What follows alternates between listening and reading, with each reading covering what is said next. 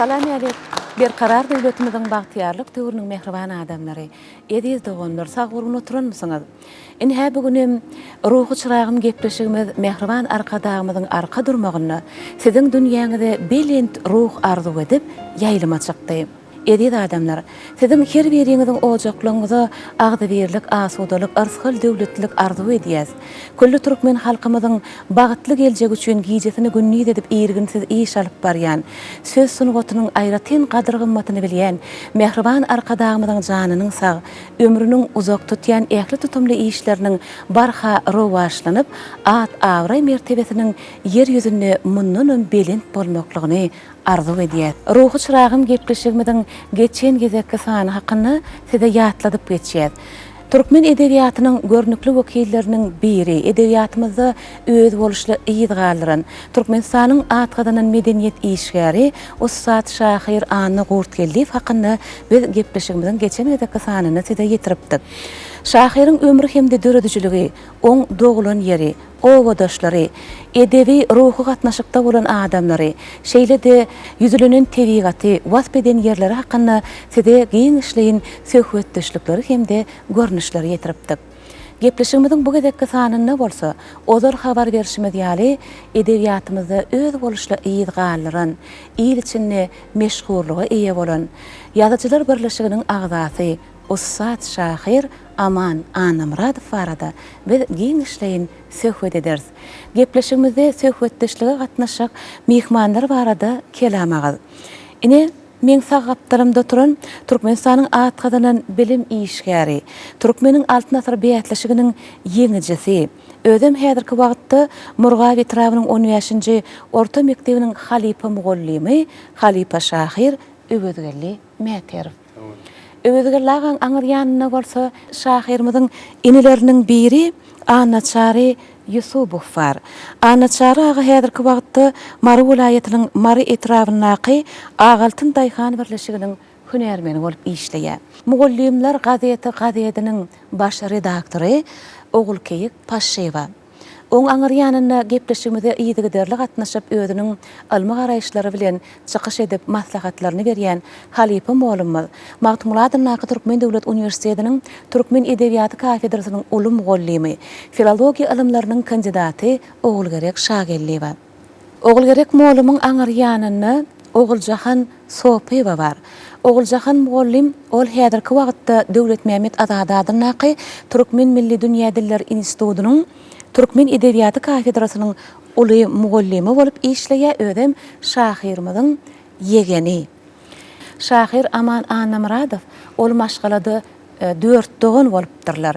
2 aýal dogan hemde 2 erkek dogan. Dürli hemde gözel atly doganlary olar çağalykda aradan çykýarlar. Aman Anamradowyň artyk atly dogany bolupdyr. Artyk agaň ogullary Orad Murad, Atabay hemde Fähret Muhammed Anamradow daglar. Ine beýlede bolsa şeý oturan zenanlar Aman Anamradowyň jegileri. Olar Maysa Şamikowa, Mehri Rejepowa hemde Maral Anna Durdiýewa daglar. Gepleşigimizde ýaş geljekki edebiýatçylar, geljekki ýaş jurnalistler gatnaşýarlar. Olar Magtymuladyň Türkmen Döwlet Uniwersitetining Türkmen dili we edebiýaty fakultetiniň ine 4-nji ýyl talipleri. Ine türkmen halky şeýle zehinli halk bolupdyr diýip hemmämiz gurrunlemizde juda boýsanyp aýdýar. Şol zehinli halk bolupdyr diýmesiniň mysallarynyň biri diýip hasap edýän gepleşigimiziň şu gezekki sanyny ömrüni hemde döredijligini ýüzlenýän Şahyrymyz Aman Anamradowyň ykbaly. Aman Şahyr halk arasyny ýyl içinde şeýle uly meşhurlyga öz döwrüne eýe bolupdyr. Häzirki wagtda da oň goşgularyny döredilen aýdymlar şeýle lezzet alynıp dinlenilýär, goşgulary okalýar. Ine diýjek bolýanymyz Öwedgelaga Türkmen edebiýatynyň, umumyň Türkmen halkynyň taryhyny bir yerine bir öz ömrüni şu milletin tarihi üçün goşan dedip, milletin beyik ruhu belentligini goşan dedip, edebiyatynyň sahypalaryny ýygy galyryp goşan dedip giden adamlar biziň şu döwrümizde Mehriban Arkadagymyzyň beyik eserler döredenleri hem de eserleri goýýan belent sarpasy netijesinde olar täzeden ortağa çykarylyp, halkymyza olar barada ine şeýle giň söhbetler taýýarlanyp getirilýär. Muň üçin bolsa biziň hemmämiziň ilkinji nowatda Mehriban Arkadagymyza alkyş baryny aýdyp gelýär.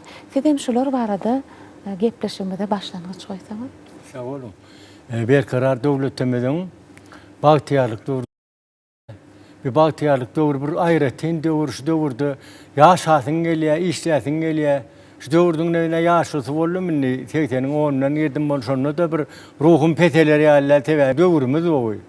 Biziň gahrman Arkadagymyz gör nähili işleri adam üçin ýerine ýetirip gelýär, gejetin günni de dip işleýär. Döwlet adam üçindirden şigary öňürdü. Oň ýa-ni bolsa aýtdy, meniň ählal adam ilkinji nowatda Mehriban halkym bolar diýdi. Munyň lokan mazmuny we sebäbi gahrman Arkadagymyz şol aýtýan sözlerini münasip onu artyp bilen işleri tirkelýär. Sebäbi biziň ýazgy şahyrlarymyz, geçen asyryň ýazgy şahyrlar, ondan aňyrky 19, 18, 20-nji asyryň ýazgy şahyryny ýatlamaklyga giň mümkinçilikler berdi gahrman Arkadagymyz. Şoň üçin bir ýatlap durýarsan, şu ruhu çyrağım kepleşinden berilen kepleşikler ähli halkyň göwnünden turýar. Sebäbi geçenmizi ýatlasak, şunu bize ýatladığımız bolýar. Biz şonu şunumyzdan hoşal bolup ýatýarsyz. Ine şolaryň birem Maretrawnyň Akbay owasynyň Ağaltın gençliğinde yaşap geçen Aman Annamuradov'dur. 1939-njy ýylyň 10-njy maýyna döwülüp durýar. Wagt döwülen uzak ýaşaman rol. Ol 1990-njy ýylyň noýabr aýynda bolsa dünýeden aýdypdyr. Kän wagtam däl bir ýaşan döwri. 50 ýaşdan täze geçipdir diýjek bol. Emma şol döwürde de bir näçe aýdymlar döredipdir, gatken goşular döredipdir. Geňeri onun goşularyň aglawaty diýen ýalaky aydym bolup ýanglanýar. Gahrman Arkadagymyz şunu ýalaky bir geçmişimizde de tanymal adamlara, ýazgylara, şahyrlara, alymlary ýatlamaga beýleki biziň tarihimizde ýygaldyran adamlar ýatlamak giň mümkinçilik döredip berenli üçin Gahrman Arkadagymyzyň jany sag bolsun. Başı dik bolsun, ähli tutumly işleriň mydam aşy ýeňşe etmegini tüýsürekden arzu etýär. Ine biziň bu duran ýerlerimiz şahyrymyzyň dünýä iýnen ýerlerine degişli. Bu owa Mary welaýatynyň Mary etrawynyň Ağaltyn geňeşliginiň çäkleri. Şahyrymyz 1939-njy ýylda şu owada dünýä iýnýär.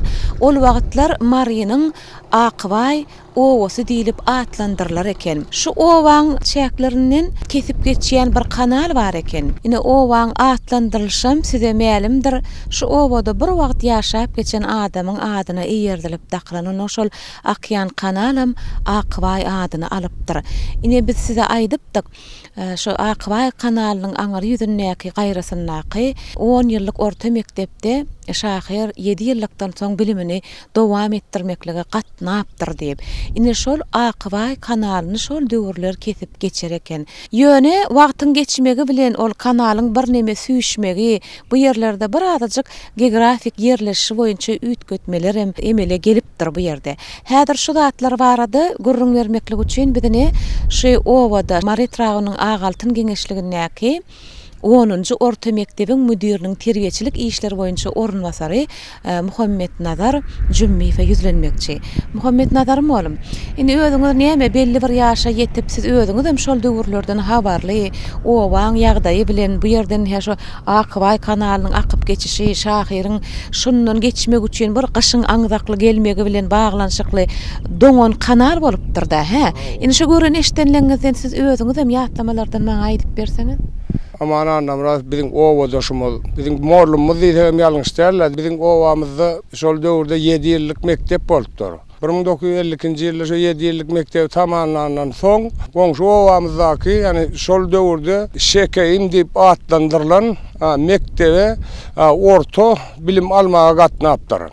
Şonu gatnanyny owamyzyň bölüp geçýän bir meşhur Akbay kanaly kanalymyz bar. Şol kanalymyzdan 1954-nji ýylda şonu geçşek bolanda aňzakly gyşda bar. Gyşda owa adamlaryň ene aytmaklarına göre var. Şol kanal şol yıl şu türlü düýe geçip gidipdir da şu düýe çopan Cuma ödäýiň aýtmagyna göre şu görýän kanalymız doňup şoň üstünden türlü 10-20 tane düýede geçipdir da. Şonda şol oglanlaram şu okuwa gatnanyna şu Aman Anamradov okuwa gatnanyna şuýda velosipedli gatnaýar eken. Ejeti oğul täzejen alyp beren şu velosipedi bilen gatnaýar eken.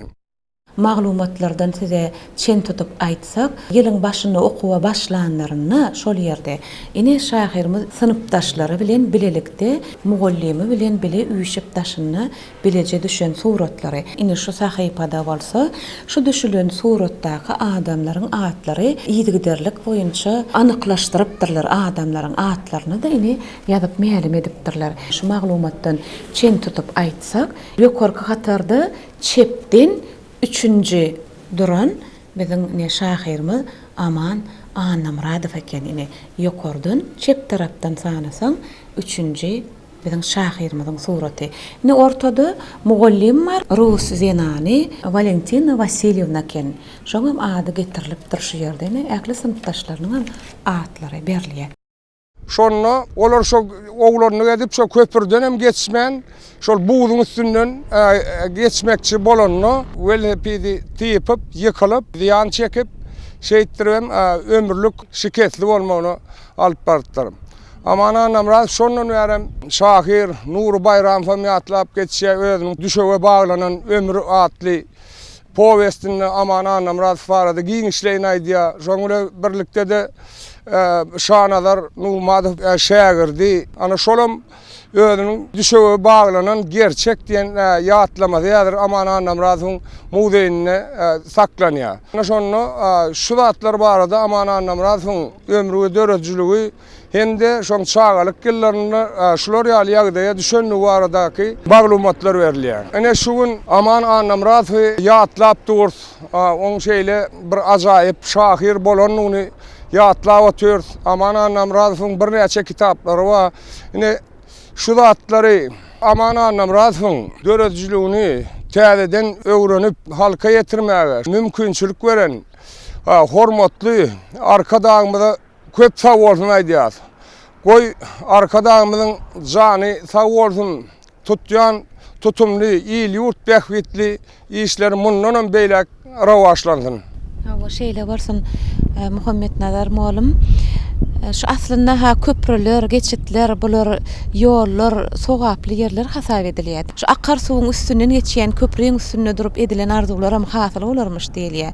Şu hawa arkadagymyzyň şeýdip beýik ogullara bize ýüzlenmeklige döreden mümkinçiligi. Ägirt ogullan goýup giden ýyzlaryna hormat edip, olara täzeden ýüzlenip, halka ýetirmek üçin bize berýän şeýle şertleri, şeýle bir gymmatly baýlyk şular. Ine şeýle işleri amal edýän mehriban arkadagymyza hemmämiz alkyş baryny aýdyp, eden ähli arzuwlarymyzyň hem hasyl bolmaklygyny biz ýene bir ýola arzuw edýäs. Size de işiňizde uly üstünlikler, rowaşlyklar arzuw edýäs. Sag bolun. Şahyr Aman Anamradowy menem öýrenip tanaýardym. Biziň bobamyz bir gatty bir aradaşlykda däl Murgaw etrawy, Maretrawy arasynda täze ýol geçden Aman Anamradowyň ýanyna barýar. Kesiniň demek biz üçin öýren ýakymly, mäherlidi. Men gazetde de işledim şonu. Gazetin iş ýerleri bar, Maruşahyň Türk şaly diýip bady. Onuň bir muallim bar, Aman ýaz annaýyp derrew ýanyna gidelip ýanymyza da taga sefodal ýaz, meretlerini alýas, Anamrad totçyny alýas. Şeýlem öwlük durtumrad alýas 4 ýaş bolup gitip Aman Anamradyň ýanyna barýardyk. Şonu Aman Anamrad biziň goşulmamy dinläp, gyzykly gurrunlar berýärdi. Bir gurrunna şeý dedi, men kerdirin dedi. Oho eşitip dursun, ker bolarmyň diýdim menem. Ol aýtdy, yaramaz zatlary eşitmek dedi, gowy zatlary eşitýän dedi. Ondan aýtdy, ýene ýylgyrtmasa, ýylgyrtdy aýtdy, men kördirin dedim. Goý nem kör diýdiň de Aman Anamrad. Näme diýdiň ol şahyr aga diýip aýtdy. Kör diýdim. Gözlemimiz hiç ot erwesady görmesin. Menem gerwesady seredem, owam göremem. Diňme gowy zatlar görýär diýip aýtdy. Men ýene de bir kepinle aýtdy, Aman Anamrad, men lallaryn dedi. Olalli men keple otursan dilgem sayra otursan näçe goşulan aydym boldy. Men nidmen aydym hiç wagt gödökselleri agdama dedi. Adamlar mehirli sözleri agdardı. Çağacıklar ol köşöwüm dip bilýärdi. Janym dip bilýärdi. Mehribanym dip ýüzlenýärdi. Ine men mollum 50 ýyldan orak bol şoň aýtýan usullaryny sapagymda da geçýän çağa muman ähli adamam süýçi söýdüň teşnedi. Çağalar ondan beter teşnedi. Şoň üçin şu sözler benim kalbimde orun alıp gitti. Bize de şey diye aman annem raddine. Söyleme akrivanı. Moğolumdan zahmet çekýän ojagy bolan mektebine geldik. Bu mektepde şahyrymyza aýratyn hormat hökmüne ýürite edebi muzeýem döredilipdir. Hasta gaýgaýsak Mari etrabynyň Ağaltyn geňeşligindäki 10-njy orta mektep. Şahyrymiz bu mektepde okamadygan bolsa, şahyryň ruhy singen ýerleriniň jemlenenligine biz şu ýerde göz ýetirdik. Şahyrymiz 1939-njy ýylda dünýä iýinýär. Bu mektep bolsa 1980-nji ýylda gurulup ulanmaga berilen eken. Ine 2009-njy ýylda şahyrymizyň hatiratyna oň doğulan günüň 70 ýyllygy münasibetli şu muzey kireket edip başlaýar. Biz şu mektebe gelenmizde şahyrymizyň mektep hakyndaky ýazan goşgulary, setirleri serimizde täzeden aýlandy. Hemmelerden säher bilen öňürtü gelýän, hemmelerden giç gaýtýan garry ata hakynda pikir ýöredilýär. Gyşyň aňzakly günlerini bizden öňürtü gelýän şol atamyz biziň okuw otaglarymyzy petçýakýa. Bizi ýyldyjyk mektep otaglary garşylaýar. Şol garry ata biziň mektebimiziň garawulydy diýip ine şeýle çağa ýüreginden pikir ýöredilýär. Ine şu mektebe gelenmiz soň şahyrymizyň mugallim atly goşgusyndan menem size ýetireýin. Her gün maňa ýer bilen gujak gerýän mugallim, biçak ajap ter bilen sapak berýän mugallim. Ak mektebiň törenine gözlem açyldy senne, tälim berip her günne taplap barýan mugallim. Onun goş ýazyş usullary diýermiň, aýdym öwrülen seterler diýermiň. Men oň ýanyna bir gedek bir goşgy mukap berdim. Bu waka 1973-nji ýylda bolupdy. Bir sanetler çemen ýazdym. Maňlaýymda burçak damja bar. Eýem haçan ýeşap ýadaýdym mykam. Kum dip karvanım kızıl volttur ya da kızıl lilyanım kum mukan. Meğerem şeyledir yoğun ötedim. Toğduğunu kurban vermeyle toprağımın. Tapbiler adamlar, edid adamlar. Sen bilen mi dama bile toprağımı deyip başını ya dolke anne 40-50 bentlerde. Din dedi dayıttı. Öğren kovu aylıpsın dedi. Seyahat dedi. Toprağı öyle sonra şu tiyamı dama alıp yaşaya deyip. Bana gururun ver şu maslahatlar veriyor hatta. Yine bir gedek yanına gittik. Boş yadı otururken öyle. Ödem bir ýazýan goşgulary hatbyr owadanny. Her harpyny ünsürp bir çekip owadan napşy birleşýän ýerler, uşak gaýtýan ýerlerini, setirde olurýan şeýle bir çekýärdi bolu hattatlyk sunwatyň ustady diýip baha berdim men. Ýokda ýatda. Ine şu gol ýazmalara bir seredin. Edid adamlar gepleşigimizde çykyş edenler köpüsi bellänler. Şahyrymizyň hat ýazygynyň şeýle owadanlygy hakynda. Ine seredende hayran halnya şeýle hatlar bir gara deň arasadan owadan edilip ýazylypdyr. Şu depter bize aýratyn özüne çekdi. Bu depter şahyr Aman Anamradowyň 1-nji synpy okuwa baranny ulanın depterim. Ene dilinden niyede şu yerde käbir maglumatam ýazyp galdyrylypdyr. Aman Anamradowyň şu depteri 1961-nji ýyldan soň 4-nji orta mektebiň mugallimi Annegelli Oradygelliewden tapyldy. Şu depter şahyryň öz eli bilen 1-nji B synpda ýazan haty. Depterim 2010-njy ýylda neşe muzeýe getirilip gowşurylypdyr. Ine teredin şahyrymiz 1939-njy ýylda doglan bolsa, ol 1946-njy ýylda 1-nji synpa baranny ine dilinden ýazan hat eken. Ol wagtlar syýa gaplarda syýa batyrlyp galam ýazylýan döwürleri 1-nji synpa baran okuwçyň hatlardan edilýän talabyny şahyrymiz doly ödäpdir. Mugallim beýişlik goýupdyr. Yine de göreli, yine de beýişlik, beýerde de beýişlik.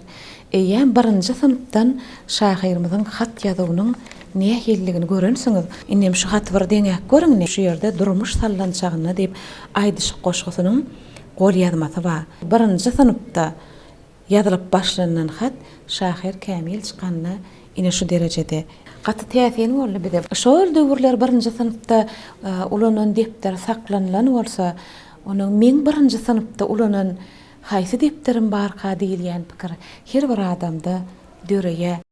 Şonda men urbağa okap berdim, şonu aydan sözler var, şonu aýdyp berjek. Şor depen ýüregine näme eder diýip, sorusyň aýdaryn danalaryny, soňra görkezlerin monty üdümiň öwüşinde atyp duran dänelerini dedim. Şonu aýtdy, öwüşinde atyp durman diýdi, gulduraşyp duran dänelerini diýdi. Ýani men gowy bolardy diýdi. Ýene birini okudum. Her adam dünýä syry bolmaly, deňiz derýalaryň dury bolmaly. Bağ ekenler, vatanını goranlar, hiç wagt ölmeýär diýir bolmaly bu kaperde. Şonu aýtdy, bir diýen aýtan bent diýdi. Bir ikinci okanyň rubagy diýdi. Rubagy bolanna diýdi, birinji, ikinji diýdi, birem dördünji etlerle salatsa şoň rubagy diýilýär diýdi. Ödem bir-biriň manysyny bermeli. Bir şöyle ýokdy däwer. Goşudy düdünlerini, görnüşlerini hemmesi bilýär, aňyrsa biler. Onuň gapdalamy dama Mawtumul Pragymyň kitaby bardy. Beýleki Seýid Nazar Seýdiň deliliniň kitaplary bardy. Onuň ilk 18-nji asyr, 17-nji asyr, hatda 11-nji asyryň Sultan Sanjar hakda kitaplaryň başyl okuýady. Onuň gözü ýaman görgür, ýaman ykjamdy. Ýan gaýdyşym bel. Şeýle maslahat bermäne gaty ýokda adamdy. Bidem şoňganda şoň üçin maslahatlaryna bar ýani. Ol gerek molum. Her şahyrdan, her ýazyjydan döretmekliň täzeçilligini ortağa çykaryp, dörejilik bilen meşgulanýan nesillere şonu öwredip maslahat berip geçýär. Indi Aman Anamradow biziň edebiýatymyzyň sahypalaryna nähil öz boluşlugy ýüze çykardyk. Dörejiliginiň aýratynlyklary barada siz görüň berýäňiz. İlk ölen şu Bagtyar zamanamyza gowunmak türkmen halky üçin ular bagtda. Muýadyna şunuň ýaly geçmiş mirasymyza ýüzlenmek, ilmi ösürmek, öz işine şu türkmen halkynyň milli ruhy bilen baglaşykly alyp barmak bu uly işler. Bol düýpleýin işlerde.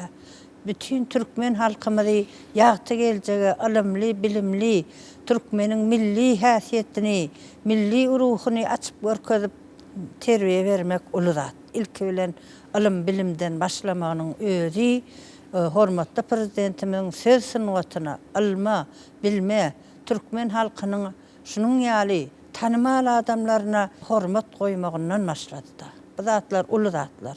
Şoň üçin hormatly prezidentimiz ilmi-dama öz işlerine de, özünün ýazan eserlerine de, söze, türkmeniň gymmatly häsiýetlerine, türkmen halkynyň geçmişdir, geljegine aýraty üns berýär.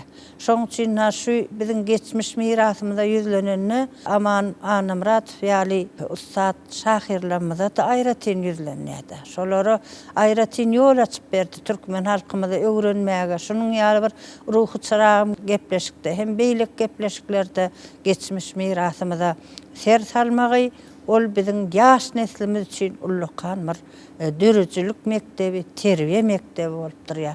Şu Aman Anamradowyň dörejiligine sen salanmyzda ýokary bilim almadygym bolsa 7 sany hem bir topar goşmaça beýle gaziýet jurnallarda çykyşlary bar. Uly zatda bütün süňüni açyk görseň, çeper goşgularynyň içinden, poemalarynyň içinden geçýän men şeýle bir ruhy bilen, şeýle bir pek yürekli, mehrli, o eden zatyň gadryny bilýän, bütün durmuşy gözüňe gelerlikli suratlandyryp bilýän gahrmanyň keşbini görýäsmiz.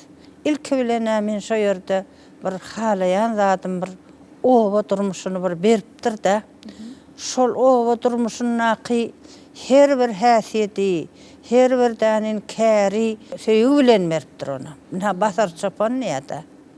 Şo ýerde basar çapanyň şo kärine söýgi. Ýa-da bolmasa paççy gyzlara bagşlap ýazan goşgulary bar. O ýa olaryň el hünärlerine bagşlap ýazan goşgulary kän. Buların hemmesi Aman Anamradowyň esasy temasynyň watanlygyny görkezýär. Öz watanyny söýýär. Öz watanyna gulluk edýär. Tämen ömrüm ötünçe men watana gulluk ederim aýratyn. Özüň ýaşan ýeriniň maru şahy jahanlygyny aýratyn ýa. Bir topar misallara men alym şolardan gutluk diýen goşgy bar, watan marada ýazan goşgy. Maru şahy jahan sapaly mekan, sözüne ıqrarlyk we paly mekan. Uwanyp pujuli işe yeňşine her günne gazanan täze yeňşine aman irmen salyp yürekden nazar mutama şahir onuň waspan yazar. Ha şu ýerde seretsek şol özüniň watanyny büýsönçi, guwançy gatty aňyrdan. Onuň ýene-de watan temasyndan arzyly maksat, ýani kitaba mar barada gardaşlar o getirdi, Bagyt kanaly säher çagyna gutlug. Ana şu goşgularyna gönnün we watanyň waspy, watanyň säheri, watanyň däni agaltynly meýdanlary, ýene beýleki zatlaryň hemmesi erşargaç bolup geçipdir.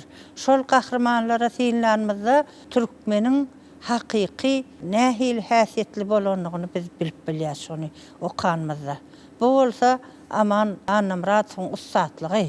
Onuň özüm aýratyn şu geçmiş edebiýata, halk dörejligine kän ýüzlenipdir. Goşgularynyň içinden geçýän goşgy düş görnüşleri hem şoňa ýüzlenipdir. 5-7 bogunly goşgular kän şo ýerde.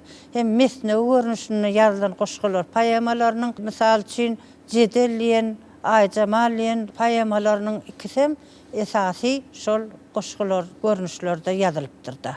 Ona şoň üçin bol gadymy edebiýaty aýratyn ýüzlenipdir. Mysal üçin Molla Nefes barada da aýratyn Molla Nefes diýip goşgusy bar. Ya oýanyny diýen goşgusy bar. Molla Nefes ustad şahir, gül mekana gülüp gelli, goltugyna zöhre tahir ajap desan alyp geldi. Eýem şu ýerde Molla Nefes ýüzlenmegi ol gadymy edebiýaty köp öwrenenligini, halk dörejigini köp öwrenenligini görýär. Şo ýerde büýsön çykan. Ana Orazym diýen goşgusy bar. Gönnün göni Keminäniň Orazym diýen goşgusy esasyna ýazylan bolsa döwrüniň mysal üçin Oraz Babaýew diýip ýokarsyna ýazypdyr, şoňa bagşlapdyr. Ol Lukman adam. Şonuň lukmanlygy, halka hyzmet edýänligi, beýik insan perwerligi has bir tolgunurjy da. Ona şoň üçin Keminäniň basp edýän Orazymy ýaly senem öz döwrüň gahrmansyň diýär. Şol ulu zatda, şol gahrmanlaryň her döwrüň özüniň gahrmanlary bolýar. Na mysal üçin Keminede esasy öz watan üçin görüşmek, watanly bolmak pikirler öňe sürülen bolsa, aman Anamratyň döwrüne ol eýem gahrmançylykly, halal zähmet çekmek, halal işlemek, ýyl gününe hyzmat etmek, halallyk muň özi gahrmançylyk diýip aýdyp bolar. Sebäbi parahat döwrüň gahrmanlary diýip bolar. Onuň ýene-de bir onuň gadymy edebiýata ýüzlenen ýeri bar. Günnäger edebiýatyň wekil Füzuliniň dörejligine meýweleriň söhbeti diýip däni olaryň jedel esasyna berilen bir eseri bar. Soň Gaýbynyň dörejligine de 32 tohum kyssasyň poemasy bar. Şu ýerde de jedelleşýärler. O tohumlar jedelleşýär, o ýerde meýweler jedelleşýär. Emma şu aman Anamratyň jedel goşgusyna ördek bilen toğun jedeli esasy görkezýär. Bir bolsa onuň gadymy günnäger edebiýatynyň gowy bilenligini görkezýär. Sebäbi ol gadymy edebiýatdan peýdalanyp şo ýerde artykmaçlyklaryny öwünmek näme, baýrynmak näme bu zatlar terbiýe esaslary. Ben Şahnazar Numal Amanyň dosty 8-nji sınıfdan beri gatnaly Amanyň gaty gowy goşgulary bar. Goşgulary bilen bile de edilýärdi, teorik taşyra da goşgulary ruhlanýar ýatda adamlary. Aman men galandaş dostum. Şol ýalan rahatlaryň hemmesi hakda maslahatlaşyp bire golluk köpek edýärdik. Aman ömrü geçerkenler. O goşgulary gitti. Aman menden ulurak 39 ýylda doğulan. Men 42 ýylda doğulan. Ben arasynda bir 3 ýyl watar boluguna boldum. Ýalan artymyzdan ýegerýärdik. Hem biz maslahatdan şol hatda beýan edýärdik. Bir şeýleriň biri geldi. Aman kaka diýdi. Men eşim iňäni hudaýtdy. Diýip aýtdy da. Ondan amanım näme bir şoh adam hiç at bolmadyk ýarak aýtdy da. Ol näme iňe gatmy diýdi dükanyna. Araýmaly diýdi. Orada bir ýere ýanky dellekana bar, sakkar taşırı o değişik veren adamı da ekenna. Size neyse tölebildi ya da. Koy alırladık da dökülür. Kelle neyse tölebildi ya da. Sonra yani zatları o değiştirdiler de. O ruh veren de adam oldu.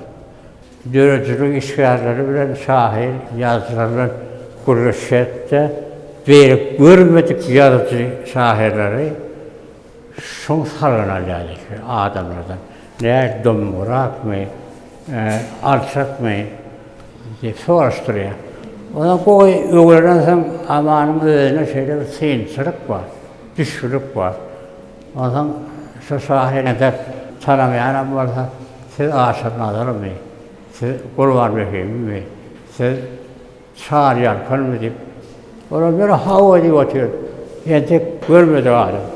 Şuralar hakkında da görürsek dedik, görmek ediyor da. Görün yani, ilk sargını alıyor. O zaman şu sargı boyunca da sen planımı deyip aydiya ol, kavat geldi orada. Sonra bir düşürük var, öyle.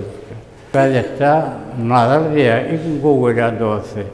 Nazara benim özüm var yani. Yağda dövletçilik işgalleri gelirse hoş oluyor. Oradan masrafı saçıp biliyor. Oradan gümrütü olarak, zaten olarak biliyor. Edebiyat hatta neyse kurulun etsen maslahat veren kapı kovu dikli yani. Şeyle, dursunun kulağı uğurlu dikli yani. O sağınman öyle yalan rahatlarını kovu aydiye. Ondan videolak başlamış şahirleri de maslahat veriyor yani. Şeyler. O hiç var. Hırmatını kaybolan yoktu. Bu görüyette yanına var, oturuyanları, masarak taşıyanları. Gümürtük rahat aydan yoktu. Açık aydadı, aydalarını. Amanın hiç var, sısı pes olmadı. Kayta bir rahat geçirak olup varsak, aman bizi şeyle bir koyu coşturuyor da. Şeyle bir koyu masarak veriyordu. Bizden onu ekavrak da, iyirak başlam. Yeterliğe verilen, sunumu veren. Arkalarımıza alkış hadiyat. Şuralar yani halka hürmet eden adamların geçip geçirip onları yağıtlayanlık için, siz sılvatına ayretin hormat koyanlık için kahraman hem mehriban arkalarımıza sağ olsun hadiyat. Can sağ olsun, ömrü uzak olsun. Şahirimiz ol bir wada 3 kere yürüdüpdir yaş oğlanka. Ol heme yani hat gatnatyançı ova arasında hem ol şol ovan kerenneçiler toparının yol başısının hasapçısı bolupdyr. Yine de bir kere ol şol wagtlar şu ovada anlıqlı atly yaşlara bir yol başçılık ediyen adamın kömekçisi bolgan gaptalından işläpdir. Şol bir wagt ol okapdyr, hemem goşgy döredipdir. Ine paştalyon hatbet gatnatyançy bolupdyr diýdiga, şoňa şahirin öz garaýşy bolupdyr. Ol paştalyon hünerini göwünleriň awçysy diýip atlandyrypdyr-da, ýörüýte goşgy bagş edipdir. Enjaliksiz yürek atly kitabyna yerleşdirilipdir. Olam şol döwür öwüzgil jahatly bir bolupdyr. Ine şoňa bagş edipdir. Ýöne bir adama bagş edilip şoň hüner wasp edilýän bolsa şol ýerde bir orta çykarylýan beýik pikir bar. Göwünleň awçysy öwüzgil aganyň ýaltaçylyk garjyny köýse bir iş sagady diýişlige ol harçyny her gün gadet jurnalyň gözep gelýär horjyny güler ýüzli göwüne açyk owaň ana ýadydyr. Şoň üçin çağalar onuň ogly gyýdydyr. Aşyk ýigdiň hatyny magşuk gyýda ýetirýär. Magşuk gyýdyň hatyny aşyk ýigde ýetirýär. Haýsy birini sanajak möhüm işler bitirýär. Bilýär onuň gadryn owaň uly kiçisi gadetçi del oň ady göwünleriň awçysy. Şol kär bilen ýyly hyzmat eden her bir adamyň şol hünerini megerem amana namratdan ussat bolup beýan eden ýok bolsa gerek. Men şonu şeýle hasap etdim sebäbi göwünleriň awçysy. Şahirimiziň göwünleriň awçysy diýip hormatlan kär, hyzmat eden kär. Hat Gatnatyançy bolup işlän döwrüniň şaýadan biziň ýanymyzda bar. Ine şahyr Aman Anamradowyň şol döwürler halkyň owa adamlarynyň göwünleriniň agçysy bolmaklygy goşan deden ine tor başy. Mehrem ejesiniň hem ýekiji geçesini satyp alyp beren tigirinne gatnap bileje ulanyň näşi yan torbasy eken. Şular ýaly hatlaryň en çemet halka şatlyk paýlan, umumyň metbuatyň neşirleriniň hemmesini şahyrymyzdan şuňa salyp halkymyza paýlapdyr eken. Bunu ne bu ýerde boşam goýmandyrlar. Şu ýerde ine şol manysam şonu bize aňlatdy. Hatlar gatnadylypdyr, gazetler, jurnallar halkymyza paýlanypdyr.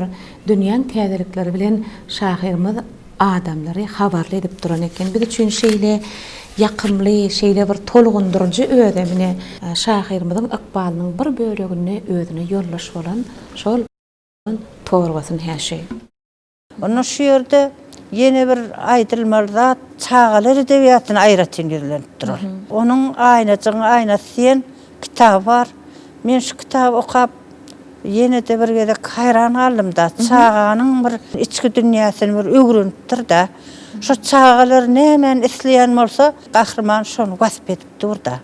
Mysal üçin şu aýnasyň goşuksy var. Şu ýerde aýnasyň nähili häsiýetli bolanyny, ýani nahariýen ýüzlerini ýuwman ýören kiçik çağanyň keşfi görnýär. Onuň diýä şu ejem kimiz känniýä oňa aýtdyk ýuwuny bolyn etmedi diýä.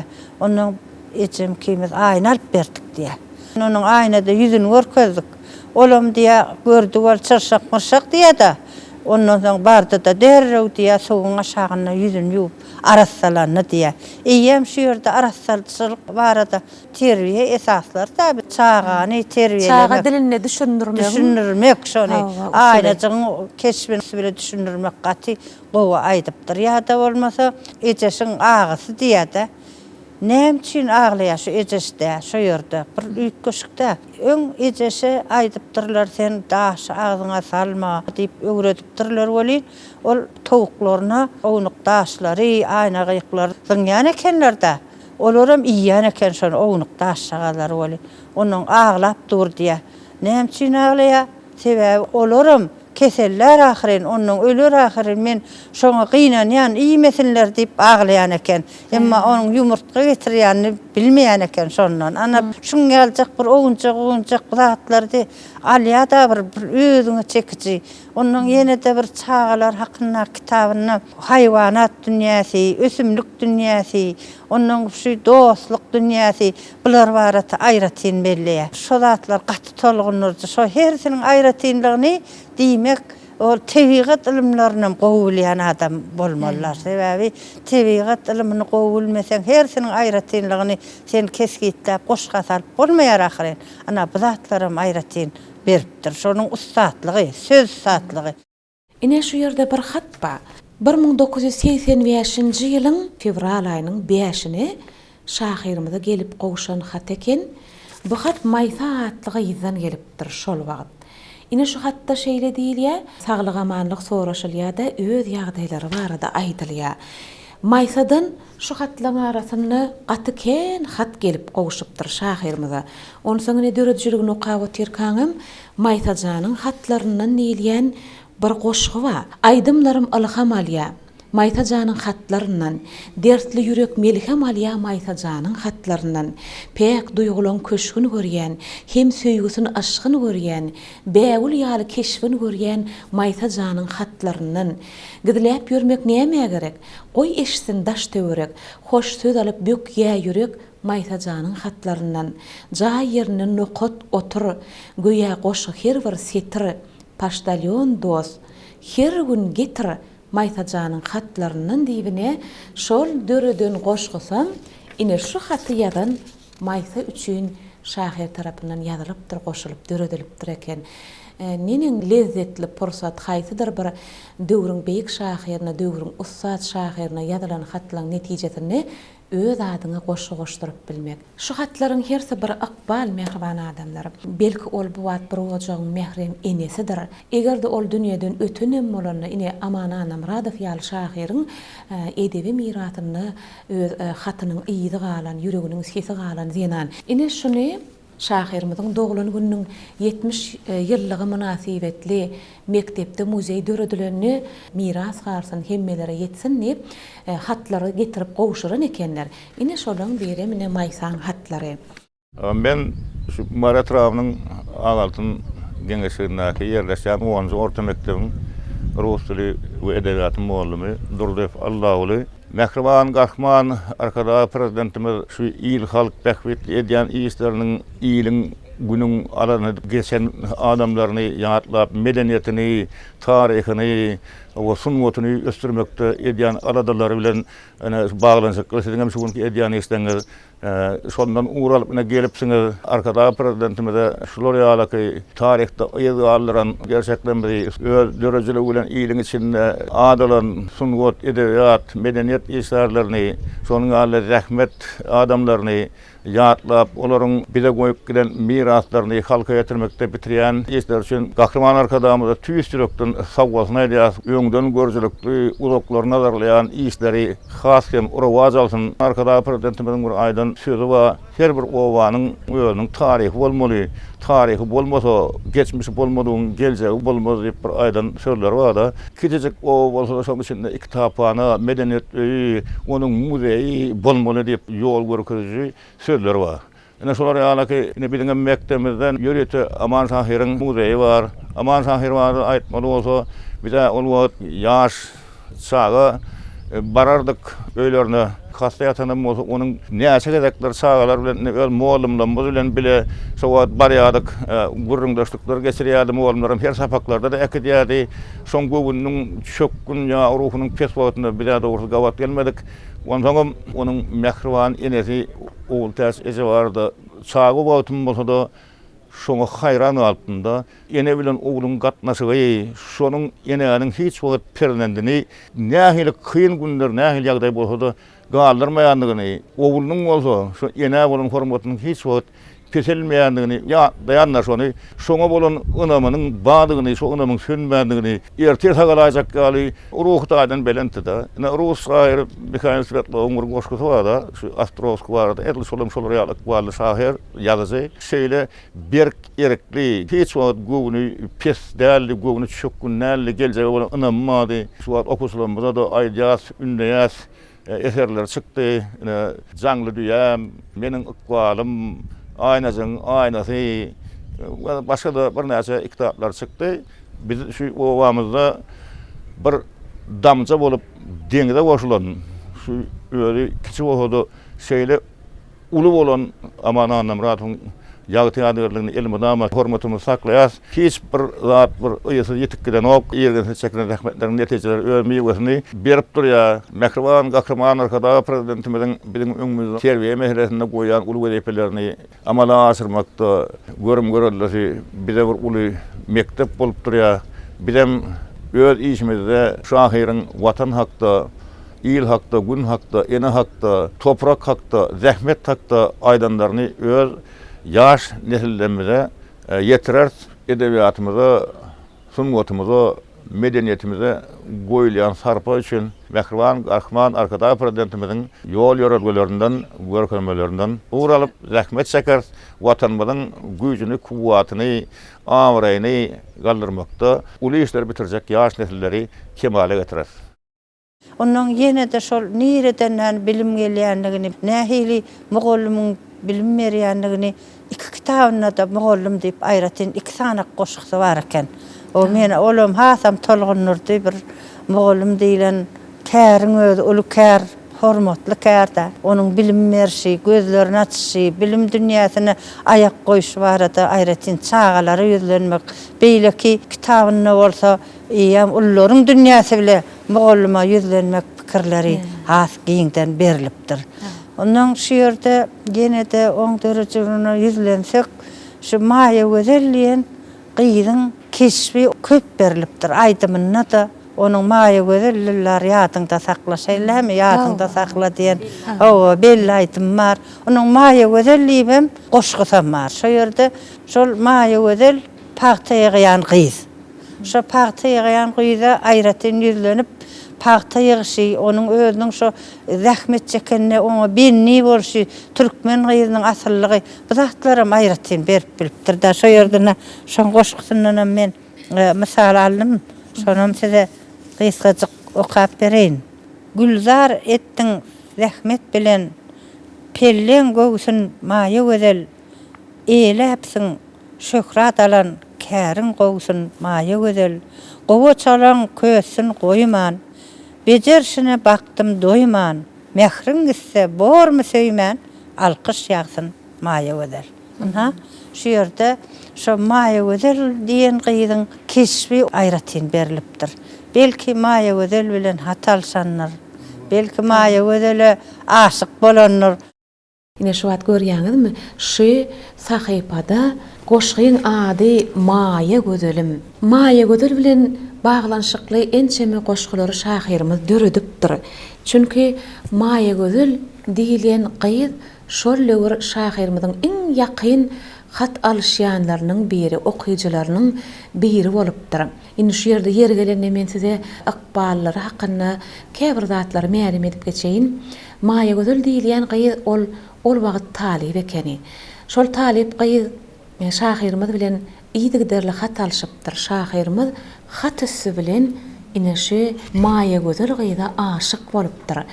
Hepde bir gedek maýa gözel bilen hat alşypdyr. Aýda bir gedek hem olar duşuşmaklygy wada edişipdirler.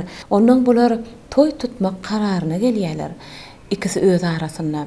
Ýöne şahyrymyzyň dogan gardaşlarynyň, agalarynyň beren maslahatlary bilen olar toy tutmakdan saklanýarlar. Sebäbi şahyrymyzyň synasy sagat dälli. Garaz bu durmuşda usala yetmejek arzuwdygyny düşündirýärler. Şeýdi olar ýetibilmedik arzularynyň soňuny dogan okaşmak bilen jemleýärler.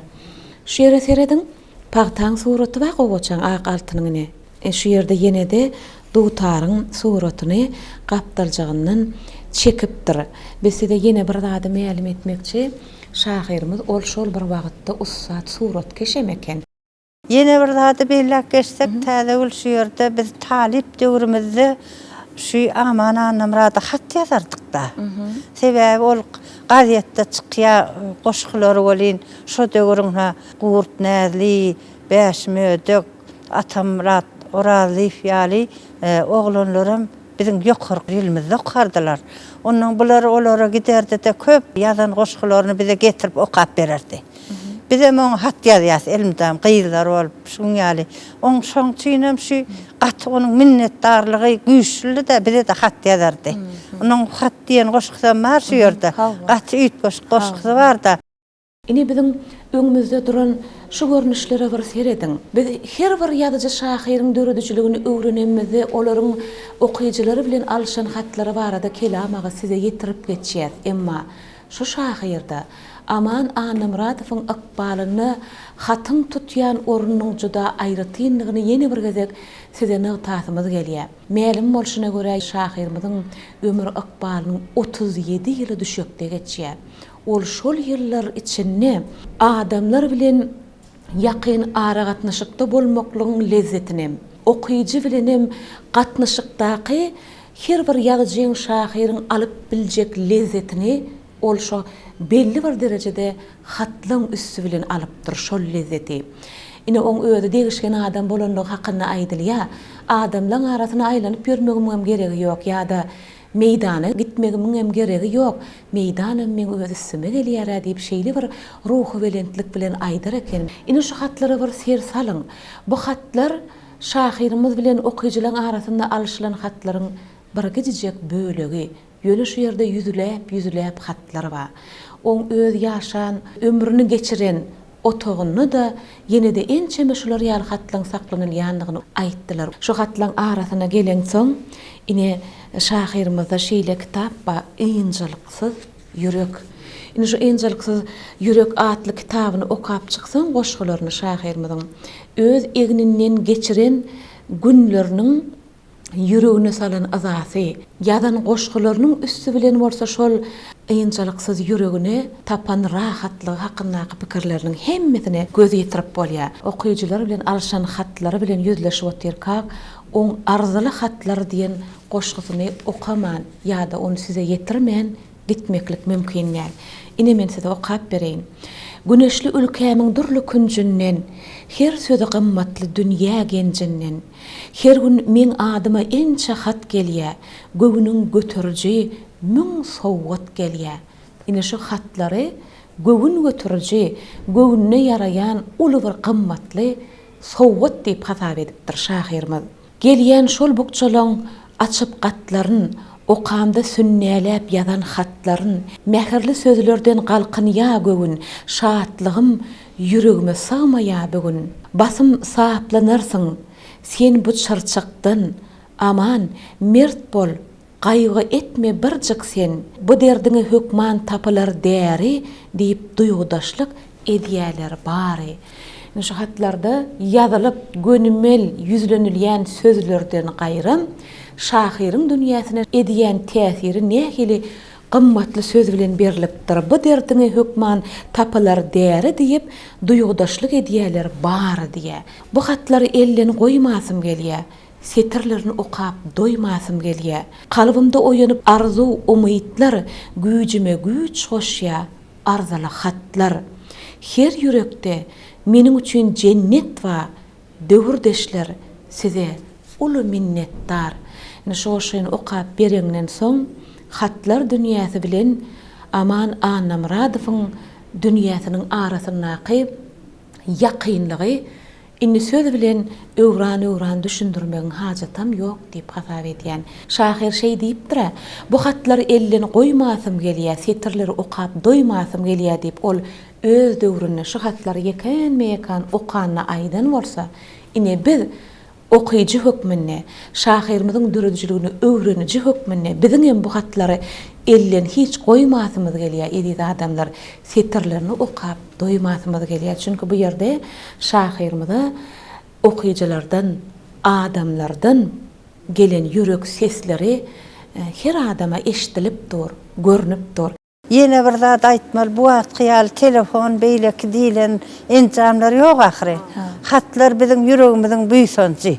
Şoň üçin şo oňa güýç kuwat berip içinden erşarçy bolup geçen ol gahrman ýönükey gahrman näl. Ol hujuli, zähmet söýür, durmuşy höwesli, durmuşy däň şeýle beýan edip bilýän, şeýle bir ilmli, hem bilimli, mähirli adamyň keşfi berilýär.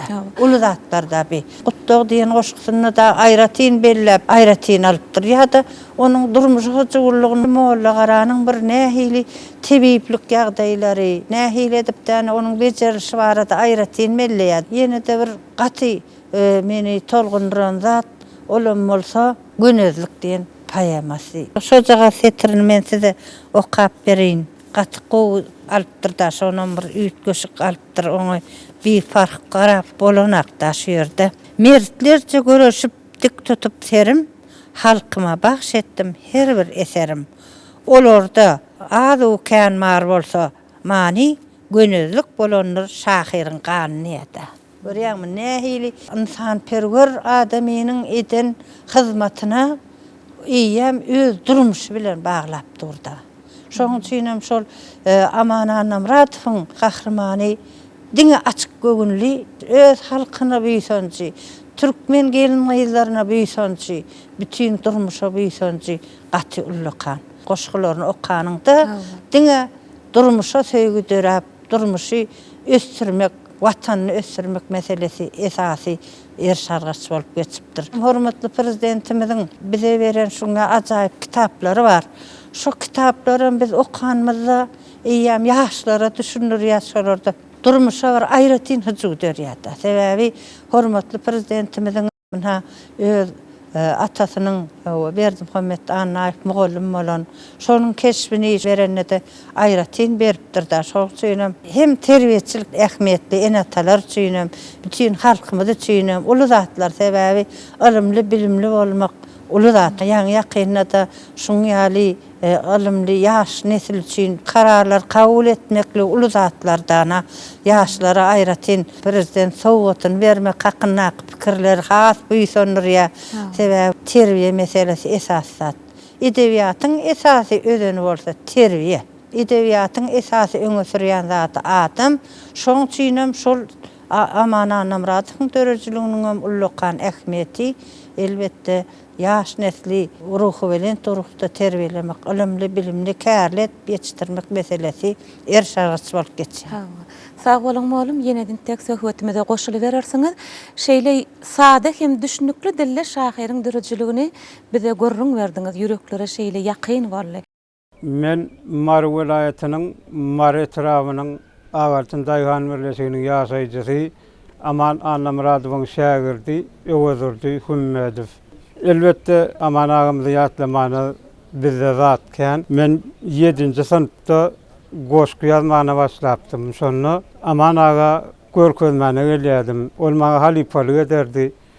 Onuň bir gün baramda Öwezurdy diýdi, sen goşky ýazyş ustatlygyny barlap görjek diýip maňa şey diýdi-de. Eger geçip bilseň men sana ak fata berjek diýdi-de. Elbetde halipaňany zat ýazmak ýeňil ýelpay wezipede däl eken. Ýöne maňa aýtdy, jigiň hakyny adynyň goşka gelşirip ýiti syn vermek barada masalan üstü bilen 4 bentden ibarat bolsun diýip aýtdy-de.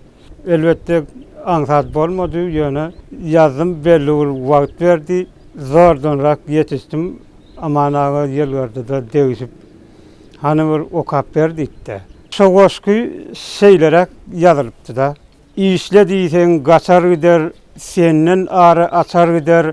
Biziň ýalta şagirligimiz käýinjiňden oýun diýsen etmez bakay, goýun diýsen gatyrganar şagirligimiz ýaltalyga boýun diýsen otobüsde oýnap geler, giň meýdanyna ýaýnap geler.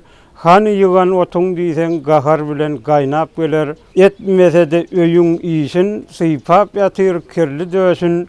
Yatma beýdip diýse jigri urup onuň döwdi diýsin. Ine şeýlere ýazdym bolyn Aman aga bir ýylgarda ýekece sag bolsun ýygnap berdim bolyn. Sen manasyp boldyň diýip maňa şotaýda ak patasyny berdi. Aman agaň maňa şey diýip ak pata berenden soň men hasta huzulanyp 10-njy synpa geçemizde Türkmenistan boýunça 16 ýaşa çenli çagalaryň arasyna goşkulardan bäsleşik öýlan etdiler. Şonu men hormatatyň eýesi boldum. Ol üstünlük elbetde men halipam Aman Namradowyň gazanyň netijeleriniň biri bolmaly. Halipam Aman Namradowa bagyşlap ýazan goşkymy okap bereýin. Meni tanıştırıp sığırın kölüne, uğruk durdun şahirliğin yoluna, ünsün verip goşkuların hiline, doğru sözlep yazmaklığa çağırdın, aman ağa halifamzın ägirdim. Goşkuların aydım edip yaydılar, her bayramda, her bir toyda aydılar. İlmidama ya şahirmiz deydiler, yaşacık şahirmen deyip degerdin, aman ağa halifamsın ägirdim. Yeterliğinde çağaları söyerdin, mehir verip mehirinden doyordun, ustatlarca yürek sesin duyordun, bağışlap sözlerden çemen boğardın, aman ağa halifamsın ägirdim. Bizim üçün yol verkeden ustatsın, Sığırıstanın güllerini beslepsin, tüz yürekten şovluluğu islepsin, minnettardır Öwezurdy şagirdin, aman ağa halifamsın ägirdim. Aman Namradow ýaly ustatlanmady, halifalanmady ýatlap gepleşikler döretmäge mümkinçilik döreden arka dağımada sag bolsunlar aýdýas. İl ýurt bähbitli alyp barýan işlerini ullakan üstünlikler kazanmagyny arzu edýäs, işlerimiz ama şowly bolsun. Öz sözlerine döredilen aydımları öz akbaly hasaplapdyr. Aydym saz dinlemeklik şahyryň özüne bir göwnüne giňeltýän ýakyn kömekçileri bolupdyr. Ine şu ýerde muzeyden her şeýle bir enjam bar. Bu aydym dinlenilýän, ses dinlenilýän enjam. Şol wagtdan saklanýan eken miras hökmüne şahyrymyza ilham berip bilen enjam. Şahyryň islegini, şahyrymyzyň arzularyny gözeňine tutup, şoda döwlet tarapyndan şahyrymyza berilen sowgat ekeni. Ine şu mektepdäki şahyryň hatyrasyna döredilen şu muzeýin ýene-de gymmatly baýlyklarynyň biri şu şahyrymyzyň hut özüniň geýinen eşikleri, hani tahyýasyny görýänsiňiz. On gapdalyna bir näçe el ýaglykları bar. Şol el ýaglykları görüňde her bir insan ýalňyş man aýdyp biler. Ana şu el ýaglyk şu öz okyjylaryndan Maýa gözel diýen maýsa ençeme gyýylan hatlar tutulýandyr. Şolar ýaly gyýylardan hatyň ýany bilen berilen sowgatdygyny adam şol netije gelesi gelýär şu hatlary göreňde. Şahyra berilen sowgatlar ýadyny ýene-de biri bar şu ýerde. Şahyrymyza berilen sowgatlar. Ine ýene-de bärde gözeýnek emma ine şu şahyrymyzyň öz torbasy şol döwrüň derden edilen önümlerinin birine nağışlıcı boyunbağlar var. Şol boyunbağlarım şahyrymyz dakypdyr. Şu zatlaryň hemmetini şahyryň özü bilen bilelikde alhamyna goşulyp bilen adam şahyry hut şu zatlar bilen bilelikde gözeňine getirip bilýär. Aňarda duran türkmeniň şol garymyz dony. Olam şahyrymyzyň öz giýinençe dony käbir suratlarda bar şu dony giýip düşen suraty, aňar ýanyna giýen köýnekleriniň bir sabahana hatlardan emençemesi bar bu ýerde. Şahyrymyza doglan günüň 50 ýyllyk münasibetli ýazyjylar birleşiginden belkide berilen şolar gutlugnama bokçalar bolmaly. Biz aslında Aman Annamuradowyň döredüjiligini ýüzlenmegimiziň hem bir öz boluşly sebäpleri bar. Şu edebiýat sunwat gazetiniň 2019-njy ýyllaky sanlarynyň birine takyk aýtsak, belki alyp okap görenligiňiz bardyr, ýene okamakçy bolýanlygyňyz bardyr. 2019-njy ýylyň 29-njy martyndaky sanyny ine şu ýerde bir şeýle uly gowrumly makala berilipdir. Gözü ýolly, owazy ýyly galan şahyr Aman Annamuradow hakynda ýatlamalar diýip. Ine onu häzirki wagtdan Mowlumlar gazetiniň baş redaktory bolup işleýän Ogulkek Paşyba taýýarlap ine halkymyza hödürläpdir eken. Şu sahypany okap edýär adamlar bir park seretmek mümkin näl. Şahyr Aman Annamuradowyň ykbaly bir neme keç gelipdir. Şahyryň özü susupes hala eýe bolsa-da görnüşi emma ýüregi joşup duran şahyr bolupdyr.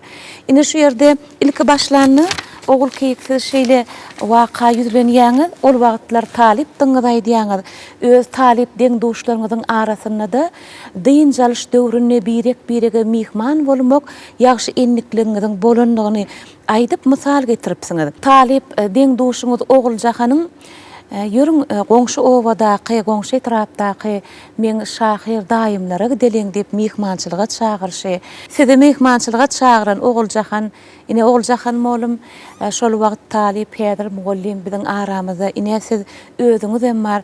Ine şolar barada aýdyp berseňiz täsirlenmeleňiz. İlki bilen bir zata ýüzlenesiň gelýär, her döwür bir döwür bolýar diýilýär, her döwrüň bir öňe çykarýan öz aýratynlyklary bolýar.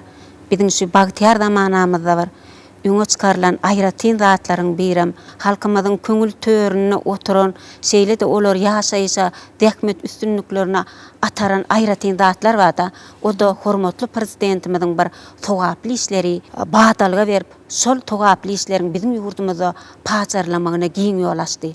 Anha hemmemize ma'lum bolşýaly berkarar döwletimiziň bagtyarlyk döwrüne ýurdumyzda bir halkymyzyň bir aýratyn togaply görýän işleri bar da, gurmak, döretmek, geçen ýatlamak, şular ýalyk togaply işlere bir giden badalga bermek bilen ýurdumyz düýp göter özgördi de, ýurdumyzda ajaýyp binalaryň peýda bolmagy, ajaýyp bir köpürleriň ýeratdy, aýlawly köpürleriň gurulmagy, ine bilen biziň bir halkymyzyň bir sowaply işleriň birde, ine şu zatlaryň bir paçarlamagy biziň ýurdumy düýp göter özgörtdi de bir bütün dünýä açkardy. Ine şu biziň geçenlemez ýatlamak, halipa şägirdlik ýoluna aýratyn üniti çekmek bile hormatly prezidentimiz şu sowaply işleň üstüni ýetirdi de halkymyzyň ýene de bir köňül küýsegini gülledik göýberdi. Tebäbi biziň halkymyzda bir öz geçenini aýratyn hormat goýmak, syglaglamak bir atylly däpleriniň biri. Ülsün tilan bay bolar, diýertin tilan beg bolar diýen ýaly ajaýyp pekimlere uyup şu ötün geçenini ýatlap, şolaryň eden beyik işlerini, şolaryň asylly ýol ýörelgelerini şuňky ýaş netliň aňyna goýmak. Ine biziň şol ýatlamak diýilýän zada aýratyn sarpa goýmagynyň halkymyzyň özüne näme ýetir? Şuňky netli şol ajaýyp ýol ýörelgeler bilen terbiýelemek maksat ýatyrda. Inha ruhy çyragym gepleşiňiziň öýden bir şeýle sowaply işleriň hataryna bolup halkyň aýratyn ýüregine orun salan gepleşip boldy. Sebäbi bu gepleşiň öz tutuşlugyna bir ýatlamalara bir syrygýan gepleşikde nyktamakçy bolýan zat ine şeýle sowaply işler halkymyzyň ýüregine aýratyn orun alypdyr da. Ine muňam näme göz başynda biziň hormatly prezidentimiz dur. Gahrman arka dagymyzyň şu işlere bir halipa şägirdlik ýoluna aýratyn bir üns bermegi, geçeni ýatlamaga bir ýol ýörelge görkezmegi. Ine bir hormatly prezidentimize bolan tüt ýürekden gaýtýan tag bolsunmyzy goşalanlar ýar. Gahrman arka dagymyzyň biziň öňümizde goýýan wezipe borçlaryna hasy bir çynyň bilen, bir tutuş dünýäň bilen, bir arasy ýüregiň bilen berilip şoňa goşulmaga saňa bir itergi berýär. Şuňky gepleşiňizde mana şu Şahir Aman Anamuratow bir zehini bilen durmuşyň akwalyna beren kynçylyklaryny ýeňip geçmegi başaran Şahir hakyna gidip durda. Ine ýaňy tedişi Edebiýat Not gazetiniň 2019-njy ýylyň 29-njy martynda çykan Güzi ýolly owady ýyla galan Şahir Aman Anamuratow ýatlap ýazan makalamyda bir ünsi çekdiňiz. Şu makalaň ýazylmagyna sebäp bolan adam şaýda ilk bilen sonamyň tatym gelýär. Şol gün biz öz iş maslahatymyzda biziň ýol başçylarymyz diýdi. Biziň halkymyzyň bir ýüregine galan, edebiýatda aýratyn orun alan bir känmir ýatlanman bir duran şahirlermi, şol ýazgylar var bolsa, ýene de biz şolar ýüze çykarmaly. Şo taýda bir nyktaly da, şo mahal Aman Anamuratow ýadyma düşüp gitdi de. Ine muňam şoň eýam özüne de hormatly prezidentimiziň biziň öňümizde goýan borçlary, şu taýtlary ýazmaga itergi berdi de. Bize de näme şonu görmek nesip etdi. Şol pursatçyk maňa şonu itergi berdi de. Ondan şol hakynda öwrenip başladym. Ona da Oguljahan köp ýardam etdi. Aman aganyň bir dörejiligi bilen bir ýakyndan gyzyklanýan adamlara ýüzlendik. Şeýdip şoň bir akwalyny has içgini öwrendim. Ondan şu gazetde çap edilenden soň ýeňki bir sowaply iş diýenme gaýdyp geletim gelýär. Şeýle bir köp jaňlar geldi de. Şu Murgabe tarabyndan Akmuhammed aga öýtýän epetli wagt geçipdi de. Tez diýdi şol Aman Anamuratow hakyna diýdi ýatlap ýazypdyň. Tez sowaply iş edenini bilýäňizmi diýip bir şoňa tolgunypdyr da. Menem sowaply işi hormatly prezidentimiz bizi etmäge ýol açdy. Akmuhammed aga diýip aýtdym.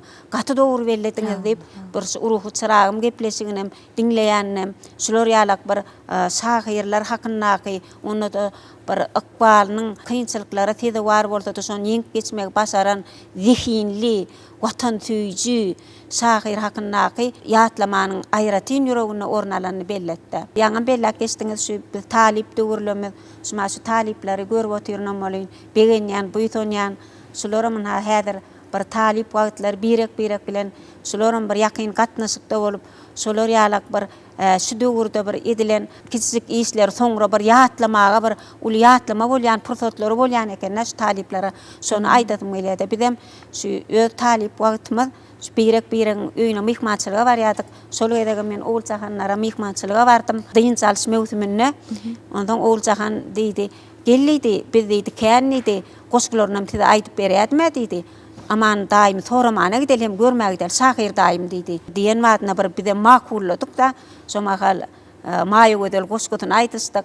Saň aýtjak bir sözüm bar maýy wedel dildar ýadyňda sakla diýip her gaýtymyz bir teterini aýdyp gideliňle diýip şol mahal Oguljahanyň ejem mady begenni bit şonu ýatlanmada şo taýyp gitjegmede ondan Oguljahanyň ejetini alyp bile şu Aman agalara bir goňşoboda ýaşaýan ekeni bardyk. Aman aga ýa biz barmak hak biziň gelýänmiz ol pencereden görüpdir ekenne. Tebäbi aman ağaň bir ýakyn iktan kömekçim ma diýip soň aýtdy da, ýüz görýän aýnacykda biziň awto ulugymyzyň şolaryň howlusyna sowlanyny görüpdir, bilipdir. Hä, Uğurjahan negen gelýänler, dynjalsa çykanlar diýip, ýa biz barmak pikirlenipdir. Biz girdik, salamlaşdyk, gördük, dogurdanam düşekde ýatyr. Görüp bir hili tolgunnum. Ondan be diýdi men diýdi Uğurjahanyň ýanyna bir talipdaş wadyr üýtmendim diýip men waranma begenipdir da. Tebäbi ol bütün ömrüne şu ýaşlyk döwrüne de özüniň bir talip bolaty gelenini ýytady. Okaty gelenini ýytady. Şu biziň okaýanmada begen ýanyna aýdyp şu tolgunup bir göz ýaşyma erkedip bilmän otyrna görüp ondan men ýanyma gelýänler bir rada hapa bolýar ýöne ten hapa bolmady bir hil dereg meni gurrunga goşup goýberdi da ondan bizem bir özümizin Türkmen Üniversiteti gazetimiziň matygyny şonu bir makalacyklar bilen çykyş etýänmede aýdymsyň hatam bizi bir söhbete goşup gyzyklandyryp goýberdi. Şerde bellecek bolýan adam taş töweregi şoň gazet jurnal kapitalyna goýulan bir tekçisi bar eken o tekçide daýyn kitaplar ençeme kitaplar öýrülip goýulypdyr da nygtamakçy bolýan zatym aman ağa bütün ömrüni okak geçiren olmaly. Şu idealymyzdaky görnüşde görnýän kitaplar Aman Ağa Namradowyň özüniň yüzlenip dünýä göz getirip okan kitaplarynyň bir bölegi. Ine şu ýerde görnýän ençeme bukçalar bar. Bu bukçalary görüp özüme haýran galdy mehriban adamlar. Şeýle bir eli bilen ýazylan hat ýazylýan enjamdan geçirilen şahyrymyz bilen baglanyşykly joda kän bukçalar bar. Ine ýaş edebiýatçylary, ilm ýoluna ýaňy bir ädim edýän ýaşlara da şu ýerden yüzlenesim gelýär. Egerde Aman Ağa Namradow barada şahyryň ömrü dürüjüligi hakyna, dürüjüliginiň köp taraplaýyn ugurlugy hakyna bir ilmi iş ýazsalar, ine şu ýerde şeýle bir ulu hazine bar eken. Diňe hatlardan ediz adamlar. Aman Ağa Namradowyň okyjylary bilen alşan diňe hatlary babatyna da bir ilmi iş ýazyp boljakdygyny men şu ýerden habar beresim gelýär. Şahyr Aman Ağa Namradow ömrüniň esli bölegini ine şu arabaň üstüne geçiripdir. Ol göwün ýürek gaýdyrjy, ýöne oň ýaşanlygy, alhamy bilen, dörejlik okuýuby bilen Türkmen halkynyň edebiýatyna goşan edip gidenligi, ine şol edilen goşanyna da şahyryň öz ulunan zatlarynyň özüne goşan edenligi üçin biz üçin joda gymmatly. Ol şu arabada yatan ýerine döşüniň üstüne ine şu hat ýazylýan enjamy goýup goşgularyny ýazypdyr. İlki ol galamda ýazypdyr depdir. Soň ine şu öz inisi Oraz Mehmet ağa okamaga gidenni şol okayan ýerlerinden Russiýa döwletine okapdyr aýtmaklaryna göre şol ýerden getirip ine şuny sowgat beren eken. Şu araba hem yatmaklygy hem oturmaklygy niýetlenipdir eken.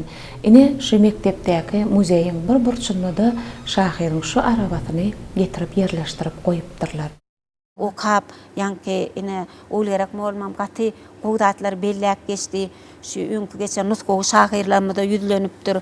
Şolaryň dürüjüligi bilen ýakyndan tanyşypdyr. Bir ýugurtdaky bolup geçýän täzelikler ýakyndan tanyşypdyr. Sebäbi ol ýanky akwalyň şoňa beren şeýle bir şiket berarly bir ol çykyp bilen ok, görüp bilen ok, ýöne ol biziň ýurdumyzdaky ähli täzelikler bilen tanyşyp bilýän eken. Akwalynyň şeýle keç bolanyna garamazdan şu uruh belentligi, şeýle de bir degişkenligi bilen şu durmuşyň kıyınçılıkların ýeňip bolýanlygyny şygyrlaryna da görkezýär. Baraňda töhwetde şolaňda da bir teni şol bir degişken sözler bilen alyp gidiberýän eken. Näşonda şeý diýdi, maňa diýär, meýdana çykmak hukman näl meýdan men üstüme gelýär diýär-de. Şeý diýmek bilen şu Aman şahyryň bir ýazýan şu goşgularyna, eserlerine juda uly hormat goýulýan eken. Şoň ýanyna ýygy-ýygydan myhmandan köp barýanlygyny ýytýar. Şu ýanyna gelen adamlar gynanyrmajak bolup, tolgunyrmajak bolup, şu düşen ýagdaýlaryndan gaýta oň öýde alyp çykmak maksat bilen şu öýde ruhy belentlik baran adamlara paýlaýan eken. Ruhy belent halla goşgy döredipdir, eser döredipdir. Ine mysal üçin şeýle diýär, "Temin tawşlar ýançam amanadymy halkyma bagş etjek öz senedimi" diýär. Ruhdan düşmän döredipdir, halkyna miras goýup bilipdir.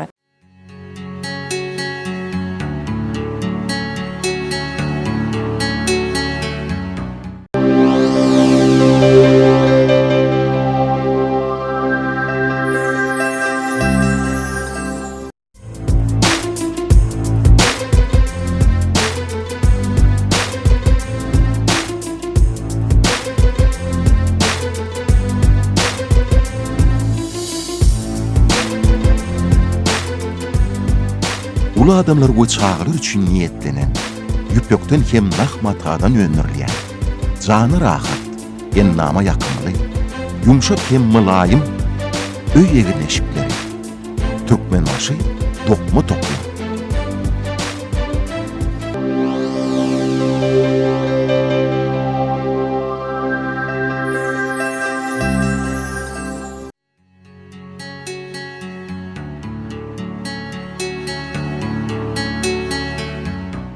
Ben aman Muhammed Nefes, Aslı Kerim Kuruluşukçu, edebiyat dili gıdıklanyan. 1969 yılın kışında Merkez Gazetlerin bir yerine aman varada bir makale okudum da. Galilmaniyat bir şahir var dediler.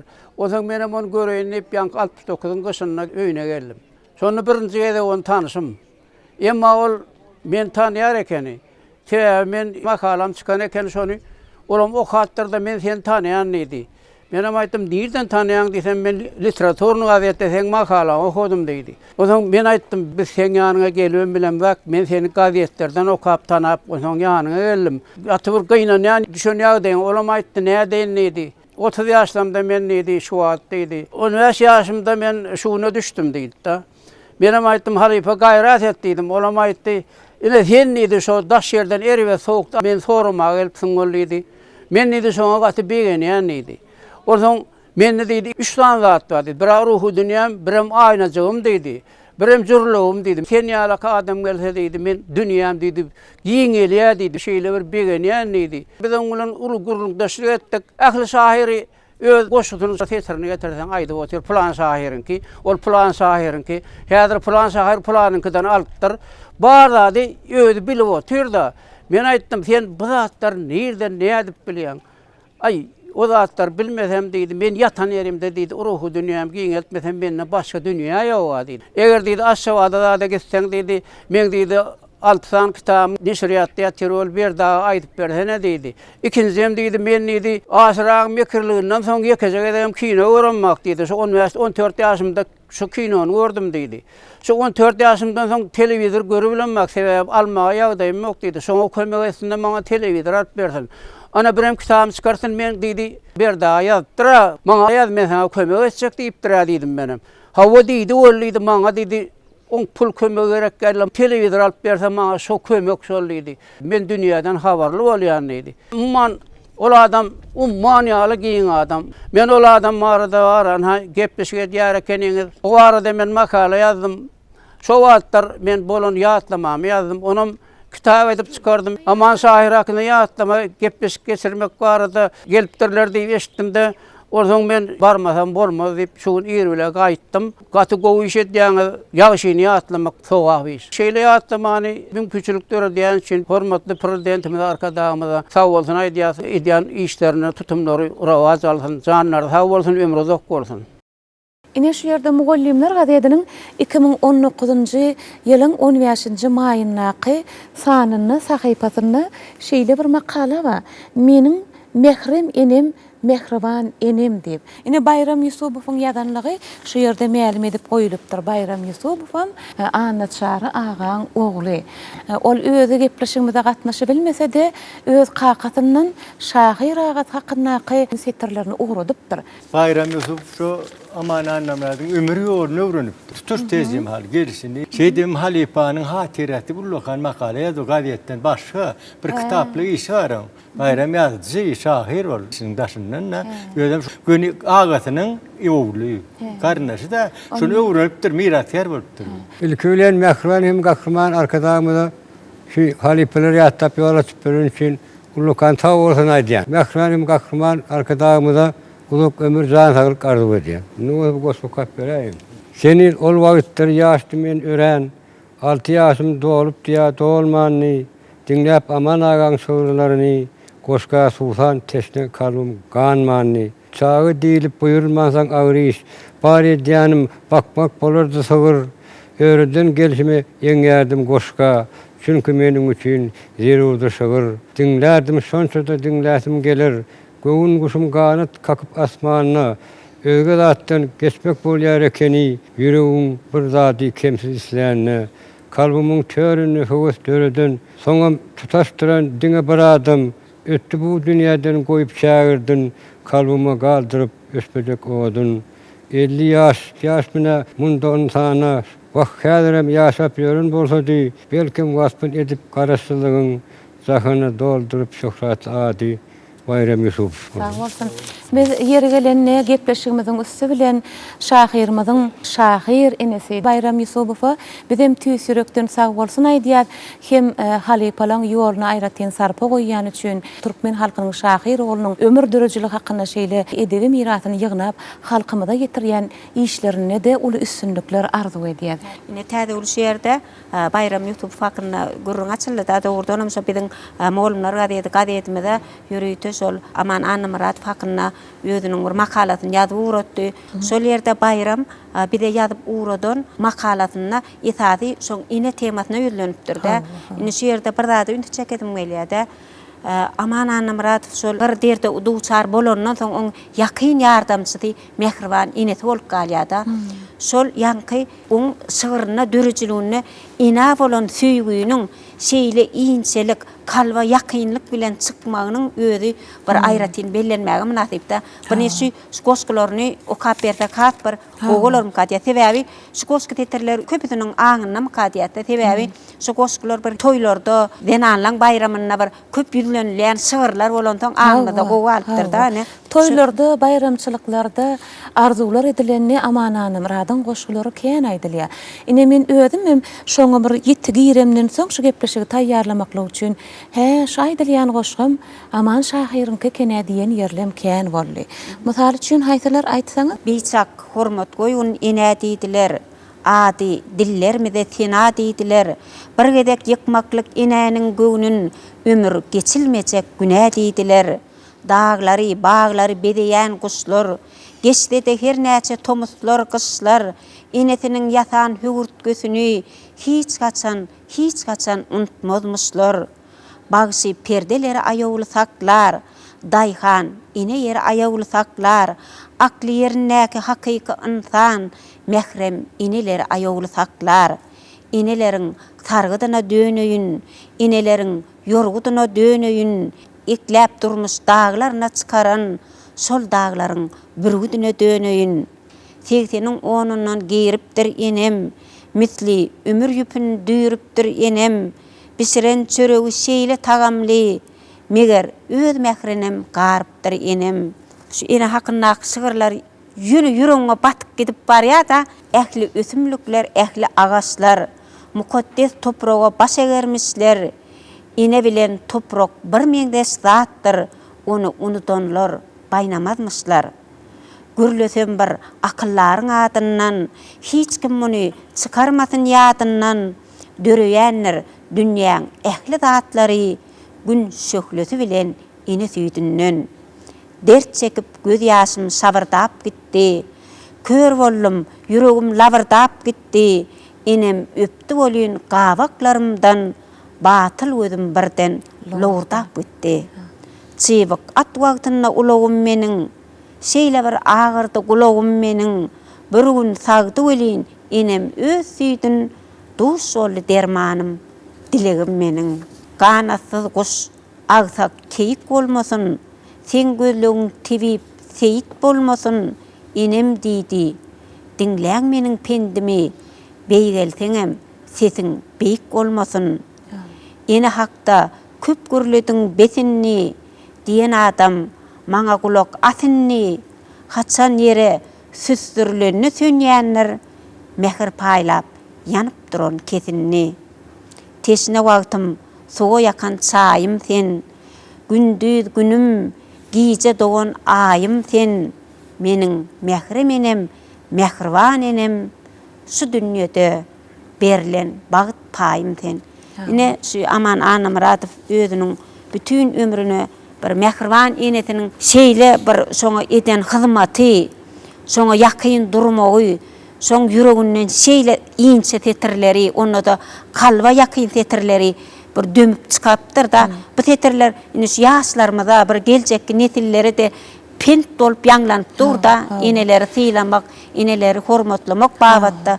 Şu tetirler könülmejek, netiller netile geçecek. bir tetirler diýip bellädim. Mehriban arkadağımız ene diýmegin özü ähli gowy zatlary aňladýandyr. Şonu diňe söýgü diýen düşünje ondan berden gaýdýandyr diýip belleýär. Enelere söýgüň beýik bahatyny mehriban arkadağymyz aýdypdyr her şey diýip. Hemmelerem öz enelerini edýid görýändirler.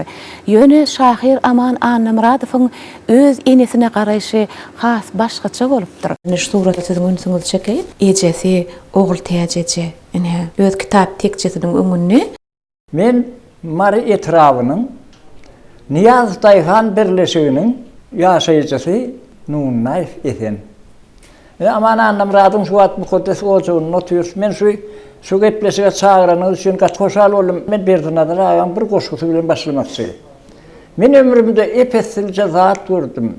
Yakynlanam mehribanrak ýat gördüm. Özü garyp ýöne göňüni şat gördüm. Kara ak bolupdyr diýip eşitdim. Berdiňe raýan şu aýdan goşgusy Aman şunu ýazlanyň bolupdyr. 67-nji ýylda men öz owadoşum, deňdoşumyň biri Aman Annamradowyň ýanyna soramagy çekitseň diýdigen menim bahar aýlaryna Amanyň ýanyna geldim. Odal bile okan oğlanlar eken ol niyeti yaşayanlar adını bilýär eken küçüräzik çay vardı bir otobüs çaycalar vardı iş açtı öyle bir düşen üstüne bir yetkince yatır. Neyvisimi ağırıp o yollaşımam Allah'ına gürünleşýän men son gürünlerine de koşululmadım.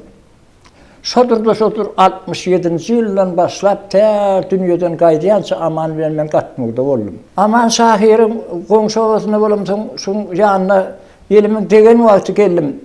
İşlän döwürlerinde de her ýerde işlänim bolsam şol işlän ýerimiň maglumatyny getirir dururdum. Şahyr Aman Annamradow ol köp zatlar bilýär. Sebäbi menden şatlyk gaz gurulşynyň işleri barda sorasa çölle çopanlar bolup gelip Aman sorma gelin adamlardan çölüň ýagdaýyny sorap, ekrançylyk, mahallarçylyk, ähli zatlar bardy. Amanyň habarly bolanyna men gaty geň alýadym.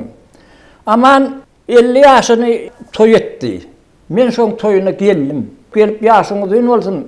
Aman şahyr diýip ýanyna baryp salamlaşyp, ondan üstüne avam durmağa çekinip, biraz izrağa çekilip durdum görmeden, yanındaki oğlanlar ayt halife sen çağırıya Aman ne diyor. Bardım Aman'ın yanına. Şuvat ballı hacif tutaydı. Aman Annamradowyň 50 yaş toyunu ballı hacif aydırmaydı yerdi. Ondan ben gördüm Aman'ın bana işaret ediyorsun, bana gelýän eken. Esen bäri gelýär eken. Ondan ben bir yanına bardım. Bardım ben usul kulen egilip Mehmet diýsem, men şu gowakdan bir aracık hotay planlar tüýşürdiydi. Menim olsun şu yankı arabasını diyen yerine süýşürdüm. Hem bir yanına oldum. Ana şeydim, Aman Annamradowyň 50 yaş toyuna men gatnaşdym. Ballı hacifem aýdymlaýdyp berdi. Mereke juda kän boldy. Sebäbi durmuşyna öýlenmek bagty, maşgala bolup bara köçülük goşulyp gitmek bagtlary bolmanyny sow. Owadoşlary, iýleşleri köpçüklerin gatnaşyp uly tawaraly ýagdaýda şol ýübiley toýuny geçirdiler. Ana men şol toýa gelip onuň Amanyň ýanyna golayrak oturdum. Amanyň nahar ýerine de ya pat bilen iş çalşanna da umur aýratyny wady. Nahar ýan okuraçy wady şolam elmide ama elide durup şol men bir ýeke tabakdyryn diýip ana şeýle bolsa da adam käçiliň beýik nusgasyny görkezdi. Bir de bara ýaşamagyň nähil ýagdaýda da ýaşamaly bolan mertligiň, merdanalygyň nusgasy boldy. Aman bizim kalbymyzdan gitmeýär. Indi köneleri ýatlamak, ýazgy şahyrlary ýatlamak, ýurt paraçylygy, bu awadançylygy, döredin hormatly prezidentimiň ýetýän aladasyna alkyş aýdýan hormatly prezidentimiň jany sag bolsun. Şutak gelibini şu öz doğduk öýüne, şu oturan hojulugyna şuly ýaly işleri durmuşa geçirýänini eşitip begenip geldim, gowunyp geldim. Amanyň bir üýtüşik bir täsirli häsiýeti bardy. Şu köçeden geçip barýanyň nähil maşinanyny, onuň gurutlugyny ýa guruk dälligini, haýsy ýanyňyz bilen işleýänini çen bilýär. Sebäbi iş almakda, hüşgärlikde Amany taýylja adam ýokdy.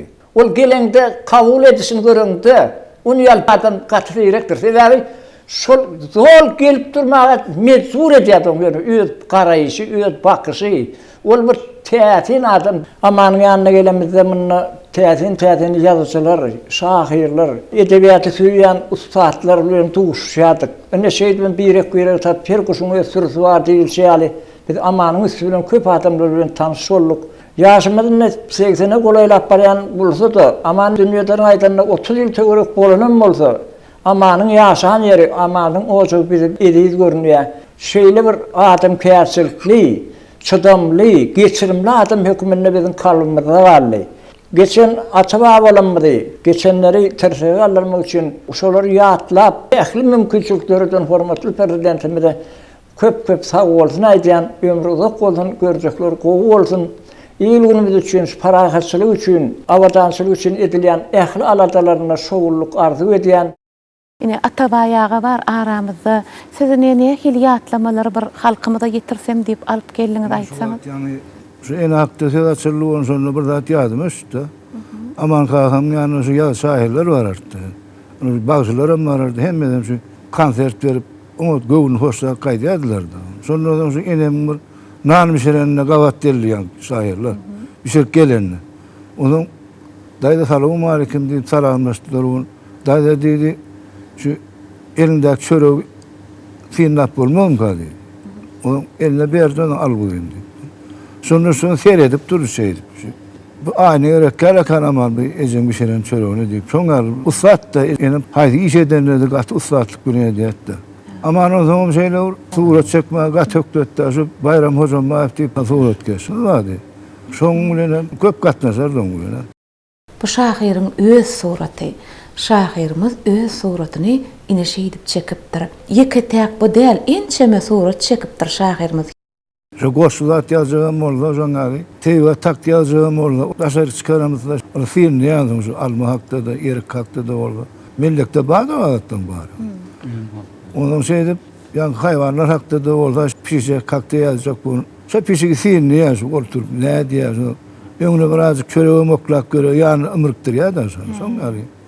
Pişik diýip goşgysam mara çagalar şöňetler. Bir kitapda da bada şoň. Atavali başo diýip pişik alyp gelene diýip şonu. Syň aýyn diýip şonu diýip ýa-da täsirlemeler we galany diýip eger geçmeden bir et tutup getirdim diýip bir häsiýetde diýip. Şoňary.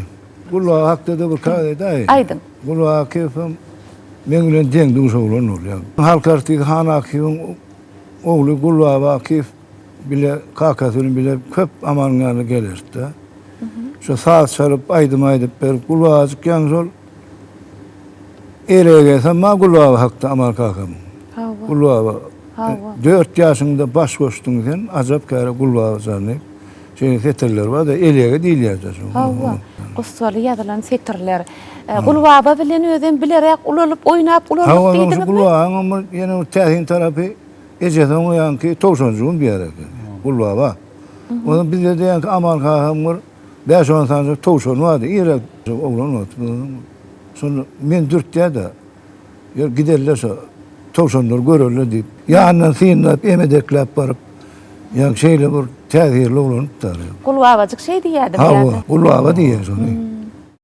Türkmenistan'ın halk artisti Han Akif Gulwawajyk bilen oguljagy bilen gelip madam ýygy-ýygydan gelip aýdym saat edereken ine şeýerde aksilkme telpekleje garymyz donlyja Gulwawajyk şahyrymyzyň ýanyna hani elleşipjik düşen suraty wa Aman kakam ömrü gıysa da bolsa ýazan eserleri adamlyň ýüreginde ýaşap ber. Agam aman annam rasfakda gepleşik urug çırağımı gepleşik urnadyň geçmişimizi ýatlap şeýle mümkinçilikler döreden gahryman hem mehriman arkadamyda sag bolsun aýdýan. Şu mümkinçilikler döreden gahryman we mehriman arkadamyň jany sag bolsun, ýurdu awat bolsun. Tutýan tutumly işleri mundan beýle owakçyklary weslensin.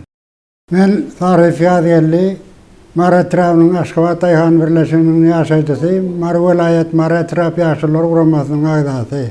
Benim özümüz aslymyz 100 ýyllıklardan beri aman agamyz bilen dogan, atalarymyz dogan bolup durlar, şondan beri doganlyk gatnaşygyny gurnap gatnaşyp ýörtüz. Köne ýaşlarymyzyň aýtgysy var da, aymak diýmek terdir, ter diýmek aymak, nädip aýra bolsun süýtülek aymak diýip aman anamlar ýakenligimizden şu tezden belli bolanlar. Oglan kak, garalarymyz gezmäne gelerdi, Aman anamla dağımızın koşkularını kızgını bilen bize getirip okap verirdiler. Çağalar için olsun, ullar için olsun ama dağımızın yazıyan koşkularının okuması yengil. Biz çağada olsa kabul edeceğiz o koşkuları. Çok özellikle dip kakan bululu ağasının ayağlı var. Şehirde hepteler bolup gideceğiz o koşkularını yazıp bize ertip verirdi. Aman ağamızın idiniyor diyen Bayram Yusuf tip inleri var, ana oğlum Şahir koşkuya diye gazetelerde çıkış ediyor. Bizim şu çağalığımızdan aman ağamızın koşkularını okuyup, şu kulağımızı kanıp eski yıllar beri şu şahirçilik işiyle özümüm iş çalışacağız, koşkuya diye. Ana şu yerde bir taraflık mekaniyelimiz Türkmenistan vatanımızın 25 yıllık bir taraflık bayramımızın toyunu tutuyor. Biz şu toyu Ulan kişi hemmeler soğuttu, eyleler menem soğutun bir taraflığın bayramı attı koşuyum o kapları. Körpe nesil bolsun, ya garra ata, yürek buysun cını geçir ya hata, vatan vasfı öğrülenir adata, Türkmenistan bir taraflığın mekanı. Asudoluk, ağzıverlik maksadı, dost doğanlık yolun belent sakladı, başçıgarı parahatlı kaktadı, Türkmenistan bir tarafın mekanı. Tan yetmez baylığı, hazine genci, özgürüşler halkın buysancı, bir taraf vatanına, yok kaygı öncü, Türkmenistan bir tarafın mekanı. Gün sayın artıp durur, dostlarının sani, elemi meşgurdur, şöhratı şanı, vatan mı beygelcer, yurt kahramanı, Türkmenistan bir tarafın mekanı. 25 yıl bir taraf yurt bolunni, arka dağlı acap doğru gelinni, bağışışırın mukamlandan çalınni, Türkmenistan bir taraflığın mekanı. Son kun aman ağamızı atlap, kutu öz yaşan ozoğunu, miras TL dörüdüdülük toparının işgarları gelip, doğun karnaşlarıyla doğuşluk getiriyorlar, şeyle mümkünçülükleri dörüdüp veren, Hormatlı prezidentimize özümüz alkışlarımızı edeceğiz. Hormatlı prezidentimizin canı sağ olsun, Bülent Paşa aman olsun. İl utbay hıytlı mumma adamlar, ehemmiyetli tuttan tutumlu işler hem işe ravat olsun. Öz mektemizde annelik arifin ulaşınır, menin ova, menin öyüm diyen attım, o da dörödüllü. Şunlar koşulların kayveni bildiğinizim öyle adamım. Yani hani vatançılık hakkında almıden almaz, gurrun verse, onun eni hakta koşullar hakkında uğurkek doğanmaz, gurrun verdin ha. Men kim son rahmet ediyor hakkında koşullarını men alıp geldim de. Güller o yönlü. Pağta çıkı, seher işe çıkanına, suyucu ukutunna yollar o yönlü. Ak kolların çızgap gülüp bakan da, göğsü ak altınlı peller o yönlü. Yaşıl peller üttöttü özmeğindini, gördüm belli dökülennek dengdini. Tirmeğe kodolun altın mağdını, hücubulen altın eller o yönlü. Karasaçın yağda salyar noğutani, borcetinin 10.000 kilo pağtani, söyyan yali işte gücün nığtani, öğsün atıp salkın yeller o yönlü. Ceyhunnek coşunlu, rahmet badına, kuon yarsın adına, münasip işleyen emen süydüğüne, sen varan işinde güller o yönlü. Bu 60. yıllarda yadan koşu tamamen anlamadı. Benim çağrım hani halkta meydanlarında da eline akordeon alıp evine atıp aydıp veriyette saydımdan. Aydım edenden koşuluk hep saydıma geçen. Yine de son aydıma geçen koşullarının kara gözlerine gözüm düşenle diyen bir koşusu var. Yine bir koşusunda gözölüm diye bu koşusum mınna tivat gözöllüğü ama tivat gözöllü vatan gözöllüğü de var. Tivat gözöllüğünün vatan gözöllüğünden ayırmak mümkün değil. Onun için gözölüm diyen bir tarifname koşuyorum yazıptırım. Bu koşu aydım olup 60. 70. yıllarda radyo yayılımlarda katken aydılyadı. Şeyle hem aman annam radif dileyen şahirimiz bizim Garovum deryasının aşravada gelenine, akıp gelenine 60. yıllarda katıp yegeniptir. Şu hakkında da bir koşu yattır. Bu koşu ikileme görüşünü gördüm, öğren hakkında kolya. Ben şu koşkusunum aydıp bereyin teva Garovum deryası 65. yılda takmayın aşrava şehirimiz ahali iline geliyor. Buna da beğenip şahir istiyor. Derro koşuğa geçiriyor da radyo yayılımda çıkış ediptir. Tırlı görüyor. Geçen yıl asuda seher çağına, pasıllar sultanı bahar çağına, kurçumuzu tiriyerken tut yaprağın, yaş yüreğim kakıp ışkın tepreğin, bir çölöce yerde yağın oyununu, başka hava koca tuğdun teyinini, İlkinci hatım beremde gıydı, açıp okota da öğrülüp iyiydi. Bana birce hoşsöz diymedi ödül, karşın çıktı belki söymedi ödül. Ertesi kanalın içine geçtim, Murgap kenarının arağını açtım. Dar kayarıp karavımın göğsünü, Çekivan'ın kanalının göğsünü. Bugün borcumuzu yerine getirdik, Ceyhun suyunu aşağıda getirdik.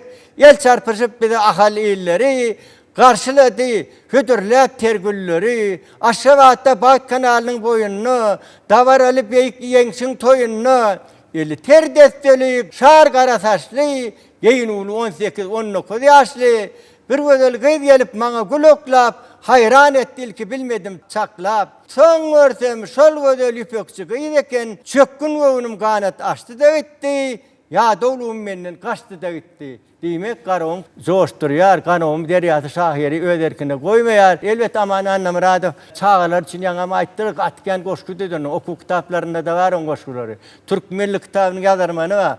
Türk mesela atadan bilim işyarı atak ve vayif deyip. Ol Türk Milli kitabını yazıyor. Ol Türk Milli kitabına şunun Östoğaçam den koşkudan alttır. Son içi gün kömeler dönem doğru, düşümler dönem doğru söyledim. Baş ağlarım mı söyledim, ayaklayıcı ağlarım mı? Mingretmeler dönem doğru, 4 topa koşup, benim çağlar tarafından aydım edip 60. 70. yıllarda aydırlı. Hazırım kâr mektepte şu aydım yanılan duran beni kulağımı ile eşitleyen, dinleyen, beğenen. Aman annem rahat fakınla katikani işler edildi, onun koşuların hepsi aydım vuruldu.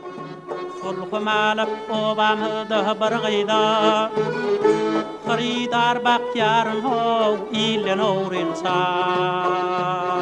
Duşu sonda gönlüm gel intedar gıyda Söyleyer gözleri dillen oğrinsan Söyleyer gözleri dillen oğrinsan Ayrıca seni küçüdümden aydımını Mehmet Sarı Hovası dua ihtiyacı. Din oğlumda katkan aydımlarını. Öwürgellaga siz şahyrymyzyň aýdymy öwürlen setirleriniň käbirleri hakynda durup geçdiňiz. Indi ýergelli hasat edýät bidim şahyrymyzyň ozurla halipalar tarapyndan şeýle bir ustaatlyk bilen ýerine ýetirilen aýdymy bolan seni küýsedim diýen goşgusyna döredilen aýdymy aýdypdyrlar soňraky häzirki halipalarym ýerine ýetirýärler. Ýaşlaram ony ustaatlyk bilen aýdýarlar. Bidim gepleşigimizde şol aýdymy ýerine ýetirip bermekle üçin Alparslan Adamnaky Milli Drama Teatrının aydımçı artisti, Türkmenistan'ın atqadanan artisti Sapar Mommadov'dan bir haýyş edipdik. Ine Sapar Mommadov'un bizden gepleşigimizde yetişip geldi, häzir hormat bilen gepleşigimizde aramyzda çagyralyn, hem seni küýsedim diýen şol aydymy aýdyp bermekligine haýyş edelim. Şol aýdym 50 ýyl dowam edip geldi. Häzirim düşünokda şäherem gowur baýtdylar. Geljekde de dowam eder. Sebäbi şeýle ýüreklere ýakymly saatan sözüm ýerine düşüp durdy, adama lezzet berýär. Ona gelin sizi hormat bilen gepleşigimizde aramyzda çagyrýar, garşalaýalyň.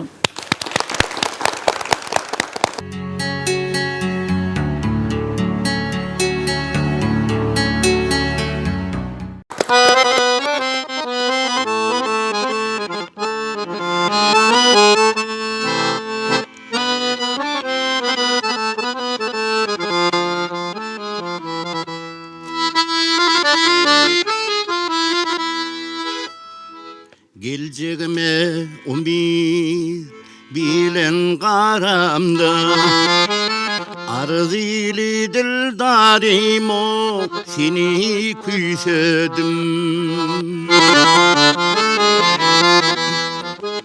Söyle elemine söyle sıkamda Söyle sıkamda Siyah zülfü tarime seni küysedim Siyah zülfü tarim o seni küysedim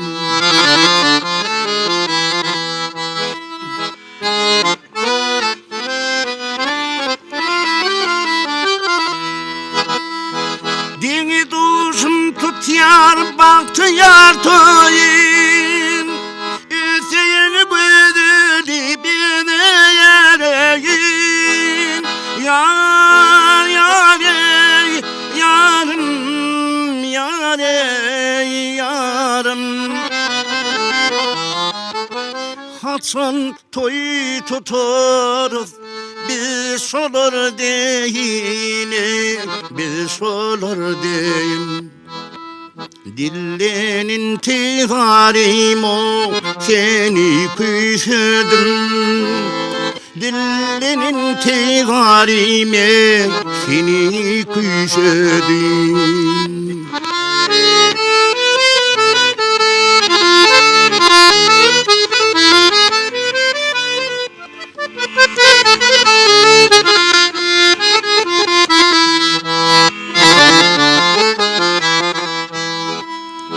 Erkmillin alli aşkın permani halısı gisindir dimin dermani.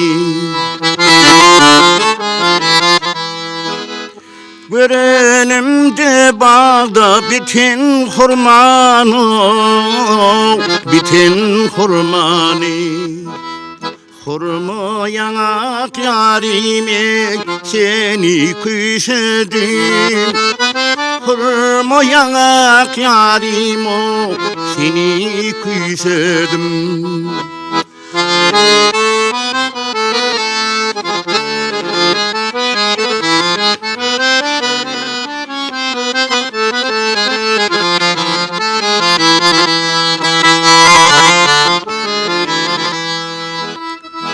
Gönlüm gülyer seni yar ya da salımda. Kuvat bir yer yine yar işte örümde.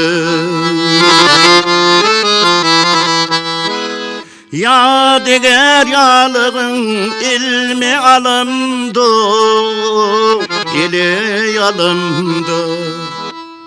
Husn ile zarime seni küşedim. Husn ile zarime seni küşedim.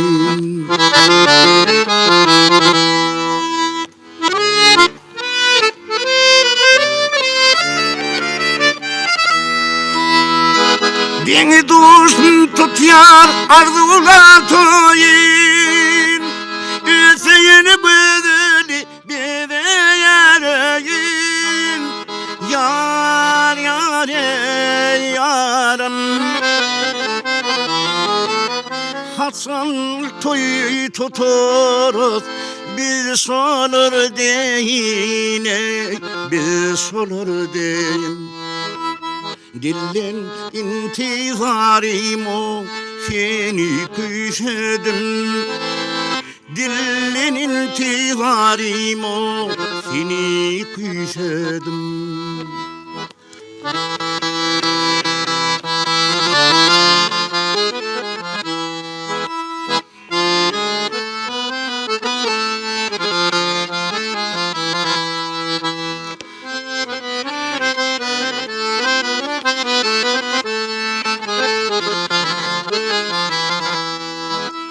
Dillin intizarime seni küşedim. Dillin intizarim o seni küşedim.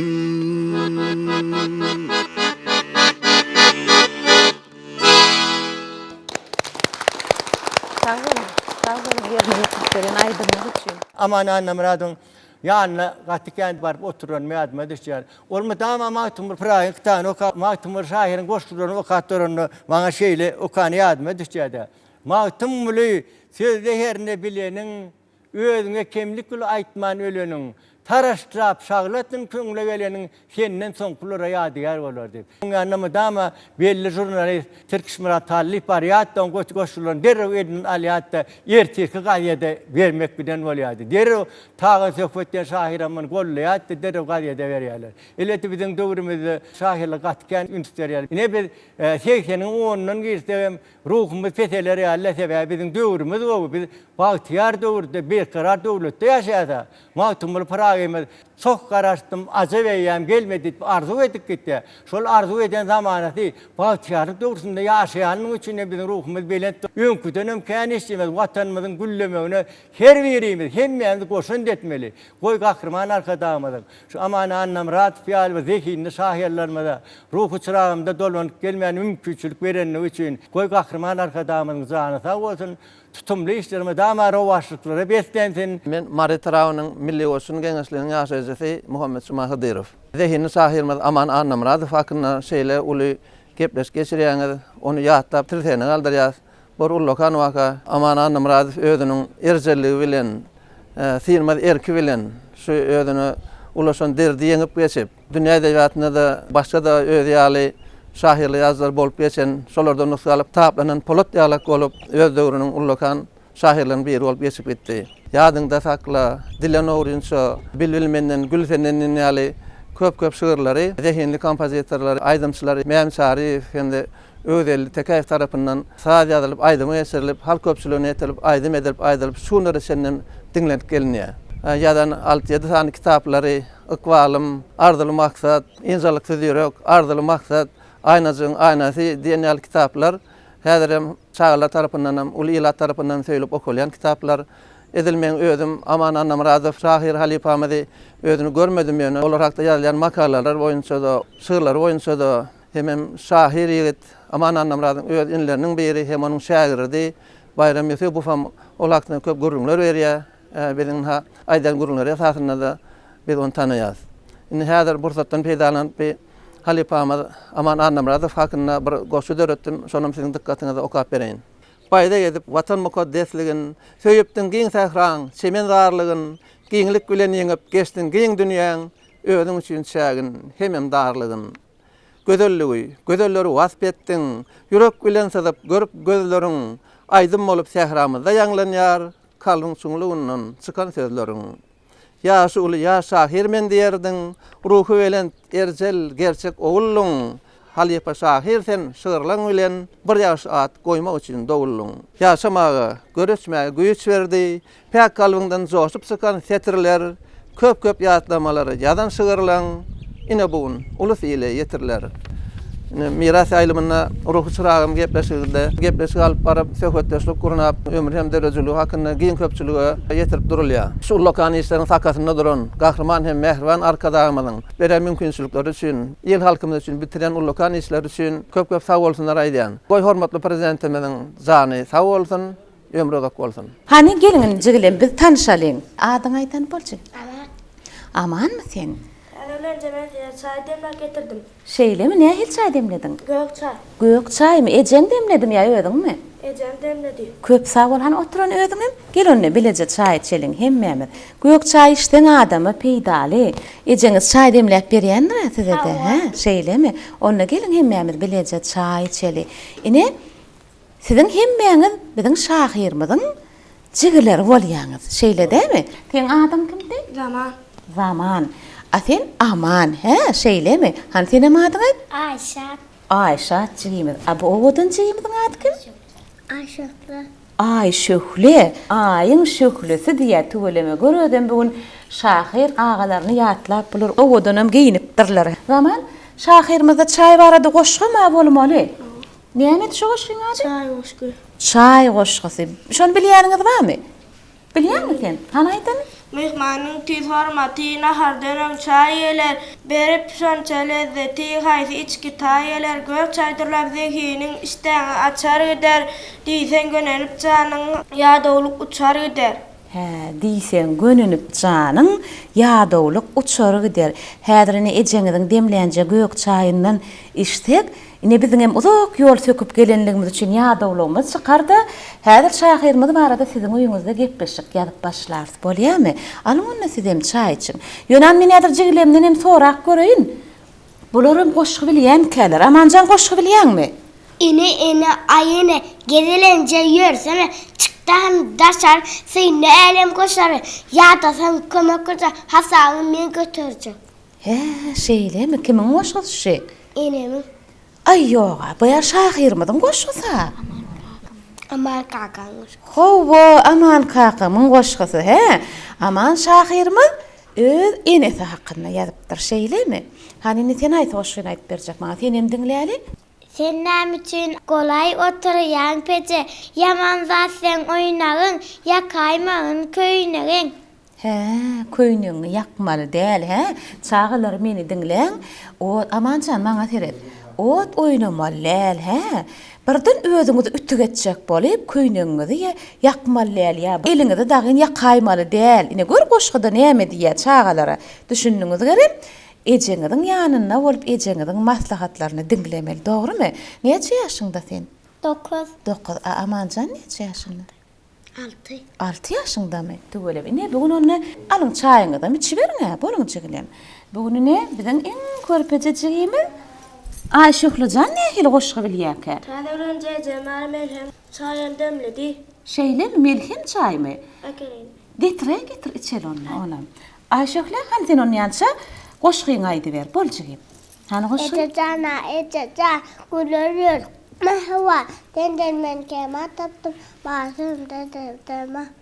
Senin men kemal taptım. Han goşgy aýdalyň. Bar sözüň berdi derman. Ejelerimiz uzak ýaşasyn. Şu ojak şahyrymyzyň ömrüniň soňky günlerine çenli ýaşan ojagy şu ýerler özüne inileri, öz uyolary, jigileri, öz dogan gardaşlary şu garry ojak amanagan ýaşap geçen. Ine bu ojagyň döwletini bir agzabirlik bilen saklap oturan inileriniň biri Oraz Muradaga. Ençeme adamlar, dogan gardaşlaryň hemmetini ýygnapdyr. O wa adamlary, şahyry tanayan adamlar, oň bilen gatnaşanlar, deň doşlary, o wa ýaşullar gelipdirler. Ine şeýdip olara dost çörek hödür kerem etdiler. Öz döwrümüz hakynda bagtyar ýaşaýyşymyz hakynda bir ýaşy arzu dilegler etdiler. Edip arkadamyzyň adyna alkyşlar aýtdylar. Ine şu edilen arzuwlaryň hemmetiniň hasyr bolmaklaryny biz hem arzu edipni Oraz Muradaga sözü size geçirýär. Bir aýtmak isleýänleriniz bolsa halkymyza ýetirip bilersiňiz. Aman kakam o jonu şeydi. Doğanlarımız, garnaşlarımız hem de üyüşüp sayda aman kakam yatta oturuyoruz. Aman kakam dörözülü işinde canını kaygırman alıp geçirdi o ömrünü. Elimi de ama ruhtan düşmeyen yazıp işlek geçti. Aman kakam pek kövünlü değil, pesfeli değil. Aman kakam Toraman sen planın gıydım ya ağıtımı diyebiliyet de şunu tanırdı. Planın gıydım sen planın ağıtımıdan hava diyeceğim. Aman kakam bir surat çekmeyelim bu katı kuvverdi. Surat sormak arzumda diyedi. Sen surat hem şahir oldu tuğlayla. Yine silah gelenin için hormatlı arkadağımda sağ olsun diyen ömürlük olsun, can sağ olsun. Baş aman son tutun işi ravac alsın. Size de köp sağ bolun. Nesillere de şahyrymyzyň goýup giden mirasyny ýetirmekde şu öýde bir himmetine baş bolup uzak ýaşap ýörmek size de nesip etsin. Uganyp ýetiresimiz gelýär biziň ýaşuly nesillerimiziň arasynda dünýä ekiz bolup iňip ine şu döwrümüziň biziň bir bagtly döwrümüziň eşretinden görüp ýaşap ýörenler bar eken ine şu şahyrymyzyň dogan gardaşlarynyň arasynda esen hemde ine hesellenip atlandyrylypdyr. Esen agyn şu wagt näçe ýaşymda diýdiňiz? 60 ýaşyň toýuny toýladyk kimden dünýäň. Tuwelem gutly bolsun. Eki dogan bolup dünýäge gelipsiňiz. Uzak ömür arzu edýär. Esen aga ol molumçylyga bagş edipdir ömrüni. Nämeler aýdyp berersiňiz bize öz aman kakaňyz hakynda? Aman kakam ona şahil edip oturup menem moğlum tutun öňe aman kakam ýany kän gelirdim. Sebebi mektep okutularym duş geçirýärdik. Aman kakam gowy hädetleri bardy. Şu öz yatan ýerim bolsa girip bören şahirler ýaly hemme durmuşda zatlar bilýärdi. Özüm ýaly hemme dady görüp bören ýalyk. Onun ýene hädeti bar aman kakam kän okardy. Ýadymy düşýär, damamen işden gelýär ýa öz şagyrdy. Şu wagt gazet jurnallary edip kitaplarını sanawy çykardy. Şol sanawy görürdi, eden bärikel şu kitap elmi sanawy bolýardy. Şu sanawy boýunça maňa täze çykan ähli kitaplary alardy. Ýene ýa-ni özüňden gören şu kitapdan harynykyn dollar. Gaty kitap söýürdi. Uman aman kakam ýat geçdiň mudi. Onuň ýanyna bir adam geldi ýa kim bolar? Şol bir mudun içinde şoňa başlap bir topa goş-goşmagy ýökdedi. Halk bilen gowy aratnaşdy bolýardy. Umman aman hakym bardy. Gowy raýsyn näseken. Ine hormatly prezidentimiz mirasymyzy ýatlap, şuny ýaly aman hakymy ýatlan üçin prezidentimiz hawa nädiýän? Durmuşda alyp barýan içerki tasarrufatlary rowaj alsyn. Köp sağ bolun beren görüňleňizde hemden goşgularynyň köpüsini ýatdyny bilýän ekeniňiz. Hem nähidrak ýatlamalary galy aýdyp berseňiz. Aman on il halkyna hyzmat edip goşgu goşdy. Ol ruhdan düşmän il halkyny wasp etdi. Ol daýhan hakda da, çopan hakda da, ayal gyýlar hakda da, ene hakda da, çaga hakda da köp goşgular goşupdy. Ol el kiyasata da ona öýlenip durmuş urmak, çaga wonmak, ona meser etmedi. Ýöne ol çaga hakda ardy edip şeýle goşupdy. Galpaçygy towar, çapak çalar, ogor, ýa-dawlygy eger duýmaz göwnüň açar çaga mehri bir ýitweşip kim diýdi kan altyn aşyk giýinirseň täze eşik kuş bolup uçar çaga temiz giydir oýnat götür ay aýlanar ýyllar öter adam bolar ornuň tutar ertäňe nur saçar çaga diýip çagany wasp edip ardy edipdi. Ýöne oňa çagaly bolmak meser etmänni. Ýöne onuň ýadan goşgulary il onuň içinde ýaýrap onuň ýaşaýanyny hemmeksi bilýärdi. Aman onuň ýanyna bagyşylar, şahirler gelerdiler. Mehmet Şarif, Türkmenistan halk artisti. Halk artisti Gülşirin Aljanowa Han Akif da gelipdi. Han Akif'in ýanyna kellesi ak tilpekilje, ýyny gyrmyzynyja, ili tutarlyja Gulbabanyň amanyň ýanyna gelini men çalaja ýadyma düşýär. Gulbaba hakda şeýle goşupdy. 4 ýaşyňda baş goşdyň sen, ajap käre Gulbabajan, dil bitirip hoşlaşdyň sen, goşatara Gulbabajan.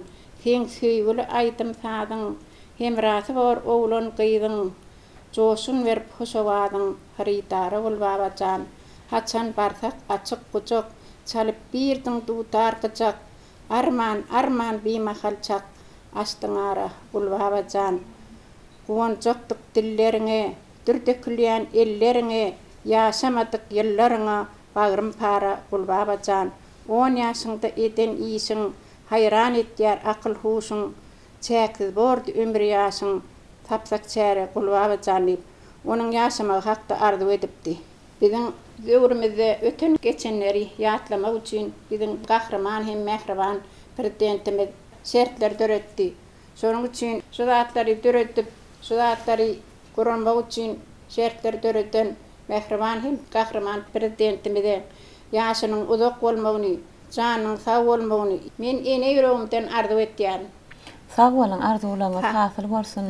Hawa size de ähli doganlara da ştatçan maşyny oturanlar hemmäňize hawa durmuşda mydama rowaşlyklar uzak ömür arzu edýär beren görüňlerinde de köp sag bolun. Inni orta adamlar biz gepleşigimizi Miras tele ýaýlymyň studiýasyndan dowam edýäs. Berkarar döwletimiziň bagtyarlyk döwründe hormatly prezidentimiziň ýol başçylygyna biziň edebiýatymyza, umumyň milli mirasymyza gaty uly sarpa goýulýardy. Şol milli mirasymyzy öwrenip, onu halka ýetirmekde de uly işler alınıp barlýar. Edebiýaty öwrenip, edebiýata goşan dörejli şahirler, ýazyjylar ömrü dörejiligi öwrenip halka ýetirmekde de uly işler alınıp barlýar. Ine şu pursatdan peýdalanma men sözümiň başyna hormatly prezidentimiziň biziň milli mirasymyzy öwrenmäge we onu halka ýetirmek üçin edýän çäksiz aladalaryna köp sag bolsun aýdýan. Goý hormatly prezidentimiziň tutýan tutumly işler hemişe rowaj alsyn. Ine şu günem men daýym aman annam Radyofyň dörejiligine bagyşlap uly gepleşik edilip otur. Garnaşlarynyň hemmämiziň bir başymyzy göýe ýetirdi sebäbi biz şu kiçiligimizden daýymyň ýanyna ularlykda köp bilenç boş wagtymyz hemişe şu taýyk gelmäne giderdik. Olam köp bilenç huwa go bolsa kapılarynyň agdyna tutdy. Şu tuduň aşagyna fikide geçirirdi. Şu içeride däli köp bilenç taşardy. Biz hem hemişe şoň töweregini oýnap ýörerdik. Şu uly wagtymyz baramyzda da, kiçi wagtymyz baramyzda da şoň gussa watyp oturany göremzok. Bir gezegem gabat gelip göremzok şoňa. Şoň üçin bir hil şol dert çekýändir hem öýdemzokdyk şonu. Hakykatda. Qaytinşi barıp şoňa nefsiň agyrsa da ýaňa mellek geçdiň. Şonu degişme tapyp ýa bir kiçirek kakdagyň her ýemide bir hilirek gülküli goşgular düzörtdi. Şo goşgular bilen biz bir hil ýanyna hedil bolýardy, bir hil güllürüp goşgular düzörtdi. Ene şu jigileriniň hem maýsa da, marala da, mehre da düzen goşgulary, ýa biziň özümizde de düzen goşgulary. Biz wagt mektepde okap beren döwrümizde kuşlar bilen oýanýar, öz güýjüne daýanýar, watan sede goýanýar, tawuk jahan gülälek diýip şu biziň adymyzda da goşgya şu hemişe ýanyna baranlar şeýdi bir hilek ruhun galdyryp goýbererdi. Ine goňşy golamlar vardy, juma gözelip jumuş diýerdik de şu jumuşy daňa da düzenýär, ejeşe düzen goşgular. Şu töwerekdäki bir kiçirek çağlaň hemmesini atlandyryp şu düzen goşgular bar da şeýdip öz adyňa goşgu düzörtdi bir hil göwnüň götürüp goýbererdi hemişe. Kiçilikden hem ben özüm hem edebiýaty şeýle höwesli bolam soň köplençe daimlara kýany diýdim de ýanyna da köp bolýardym. O maňa kätip bolay diýerdi käte. Bir gezek ýatladym gelýär bir kiçirek goşgu düzdüm öz mektepde okap beren döwrümde de onu hiç kime görkezmäne de bir hil utanýardym da gülerlerim kädip şonu daimy görkezim. Häzir görsem o goşgum däl eken ütgeşikde ýöne şu daim okak gördi. Ýegen sene menden hem ozurup diýip menem monça bolup şoňa hakykatdan hem şeýlem kädip bir hil begenip seni töweleme sene menden hem ýokda bolupsyň diýip şeý diýdi. Soňanyň okugy torup Magtymuladyna Türkmen Döwlet Üniversitetine girjekligim aýdamda da begenini soň şu her gezek şu synagdan geçemde ejem bilen habarlaşyp geçdimi diýip gyzyklanypdyr da soň okugy girdim diýip bardym. Şonda daim sen idi men arzuwymda okugy girdiň ýegeni diýdi. Çynyň bilen okugynyň men ýermede okugynyň diýip soň okugy giremseňne ol kekda bilen şu hatalşýadyk. Daimam in gowuryan sowodam kitapdy. Täze çykan kitap bolsa alyp derä iberýärdik sowod edip bolan şoňa gaty begenýärdi. Ni ýa-ni oglarak molma beledi, öwreli molma belak geçdi şu hakykatdan hem barýan bolyn ýurtda bolup geçýän wakalary bizden öňürtü bilýär şol. Ne misal üçin o welayat ne paýta meýlamasyny birinci o doğruya plan edip doğru diýer. Ya bolmasana öňde barça adamlar barasynda goşgum diýer, şolar barada da. Ya bolmana neçe ton nevit öndürilipdir. Şu ýurtda bolýan täzelikleri gaýtym ol bize aýdyp berýärdi köplenç. Şu uly wagtymyz baramyzda da o kab oturýar hem töweregine de barýan adam gaty köpdi. Bir zat ýatlasym gelýär, şu köplenç şeýle ýatan ýerine ýadardy goşgyn hakykatdan bir owadan hatam bardy. Men şu körpe doganım ortaýetde okapdy da şo döwürde de şoňa pat ýazylýan gurol getirip beripdi. Şondan soň şonu ýazýardy, soň öýde öwrenipdir, şonu ýazýardy. Bir gezek baramda maňa sen şonu menem hayallik bilen entek ýazyp görendim de sen entek usat kätip bolmarsyň diýip şu men edebiýat has gowurýanym üçinmi men bilen has bir hilek ýakyn gatnaşykda şol daýym. Oňahan siz sözüňizi bölüm başlaň. Okan döwrüňizde bir tans toparına da gatnadyňyzmy? Hawa. Şonu ýanyna bar ýana adamlara men arzuwlarymy oguljahan ýegen dowam edýär, durmuşa geçirýär, okamaklyk, ýokary okamaklygym ýa-da tans etmekligim diýip bir aýdylan maglumata gabat geldim. Şonu nähilrek düşünmekdiňiz? Şu üniversitet okan öwrümizde Garawum Güller diýen tans toparymyz bardy. Menem şu tans toparda tans etýärdim. Tans edýänimi ejem şoňa aýdypdyr. Çeper höwçeňlere gatnaşýar, tans edýär, okuýar diýse şoňa öz ýanan öz guwanyp. Şu bir gezek baramda şu daýdalamyň biri şu ýaş çopanjyň tans edip bir sülpme telpekli oglan tans etdim bolýan niýe? Ha şu ýegenler, gyýdyr şunu edýän, ýegenler adyny eşitmedim de diýipdi. Şon gözüni aýyrman seredi oturtdy. Şu sen şu tansa gatnaýanyňa da okuýanyňa da şeýle begenýärdi diýdi. Men okujak okumda okuýaşym men arzuwlym oguljahanna hasyl boldy diýip begenýärdi diýip şu daýdam maňa gurrun beripdi de. Daýymyň goşgularyny şu o döwürlerde de okuýardym men. Häzirki döwürde şu seredip geçýän, fersalýan bolan şu goşgularda şeýle ruh güýç we kynçylygy ýeňip geçmeklik bir hiç ýyly ruhdan düşmezlik de şu ýagdaýda da ruhdan düşmän bir watanyň ösüşlerine özüniň sesini, güýjüni, gaýratyny, kuwatyny şu ösüşe sarp etýän adam ruhu duýulýar şu goşgularynyň hemmesine de. Ya gününden zeyrenip ya bir ruhu çökünlüğe düşen adamın goşgusu diýip hiç pikir edip bilmeýäň de. Sebäbi ondan şu esasen wasbediyani zahmet kahramanları, vatan kahramanları, zahmet çekip ya paktaçılar, ya nevçiler, şu öňde barça adamlaryň durmuşyny wasbediýär, yani halyçylaryň el hünerini wasbediýär. Umuman enelerimiz wasbedenne de şu watanyň ötüşlerine boýsanyp şoňa öz goşandyny goşmak isleýän bir hyjygy şeýle aýdyň duýmak bolýar. Hormatly prezidentimiziň milli mirasymyzy öwrenmäge, bir edebiýatymyzy, sungatymyzy ösdürmäge hem öwrenmäge ul mümkinçilikler döredip beren hormatly prezidentimize köp sag bolsun aýdýan. Goý hormatly prezidentimiziň tutýan tutumly işleri hemişe rowaj alsyn, jany sag, ömrü uzak bolsun. Menem şu pursatda ilki bilen şu yani ruhu çırağımız olan hemme bütün yaşak için şahslarımızın hatarına men aman kakam, aman annam rahat ve yatlap şu gepleşi gurnap bereninde sağ olun. Şular ýaly giyinden ýaýlyp öwrenilmäne her bir adamın kalbine galan izlerini pursatlaryny ýatlamana mümkinçilik açyp beren Mehriban arkadagymyza ilki bilen ullokan sağ bolsun aýdasym bolýar. Mehriban arkadagymyzyň başydyk jany sağ geljekde hem bagtyarlyk döwrümizin Gulatçan nöwrüne mundan beýlekden rowaj almagyny tüýsürekden arzu etýän. Indi bolsa şu aman kakam hakynda ýatlansa men hem şu aman kakam men 4-nji synpda ömrümde aradan çykdy. Şoňa çenli men özümde ýatlamalar şeýle ba çağalyk döwrüne zatlar hasamyr daşaýadylan ýaly kalbyňda ýüregiňde galýada. Enemiz hakynda ol täjenemiz hakynda aýdyllar. Ol täjenemiz adadyk ýaş petelenden soňra men şu atamyň körpegi idi Mehri.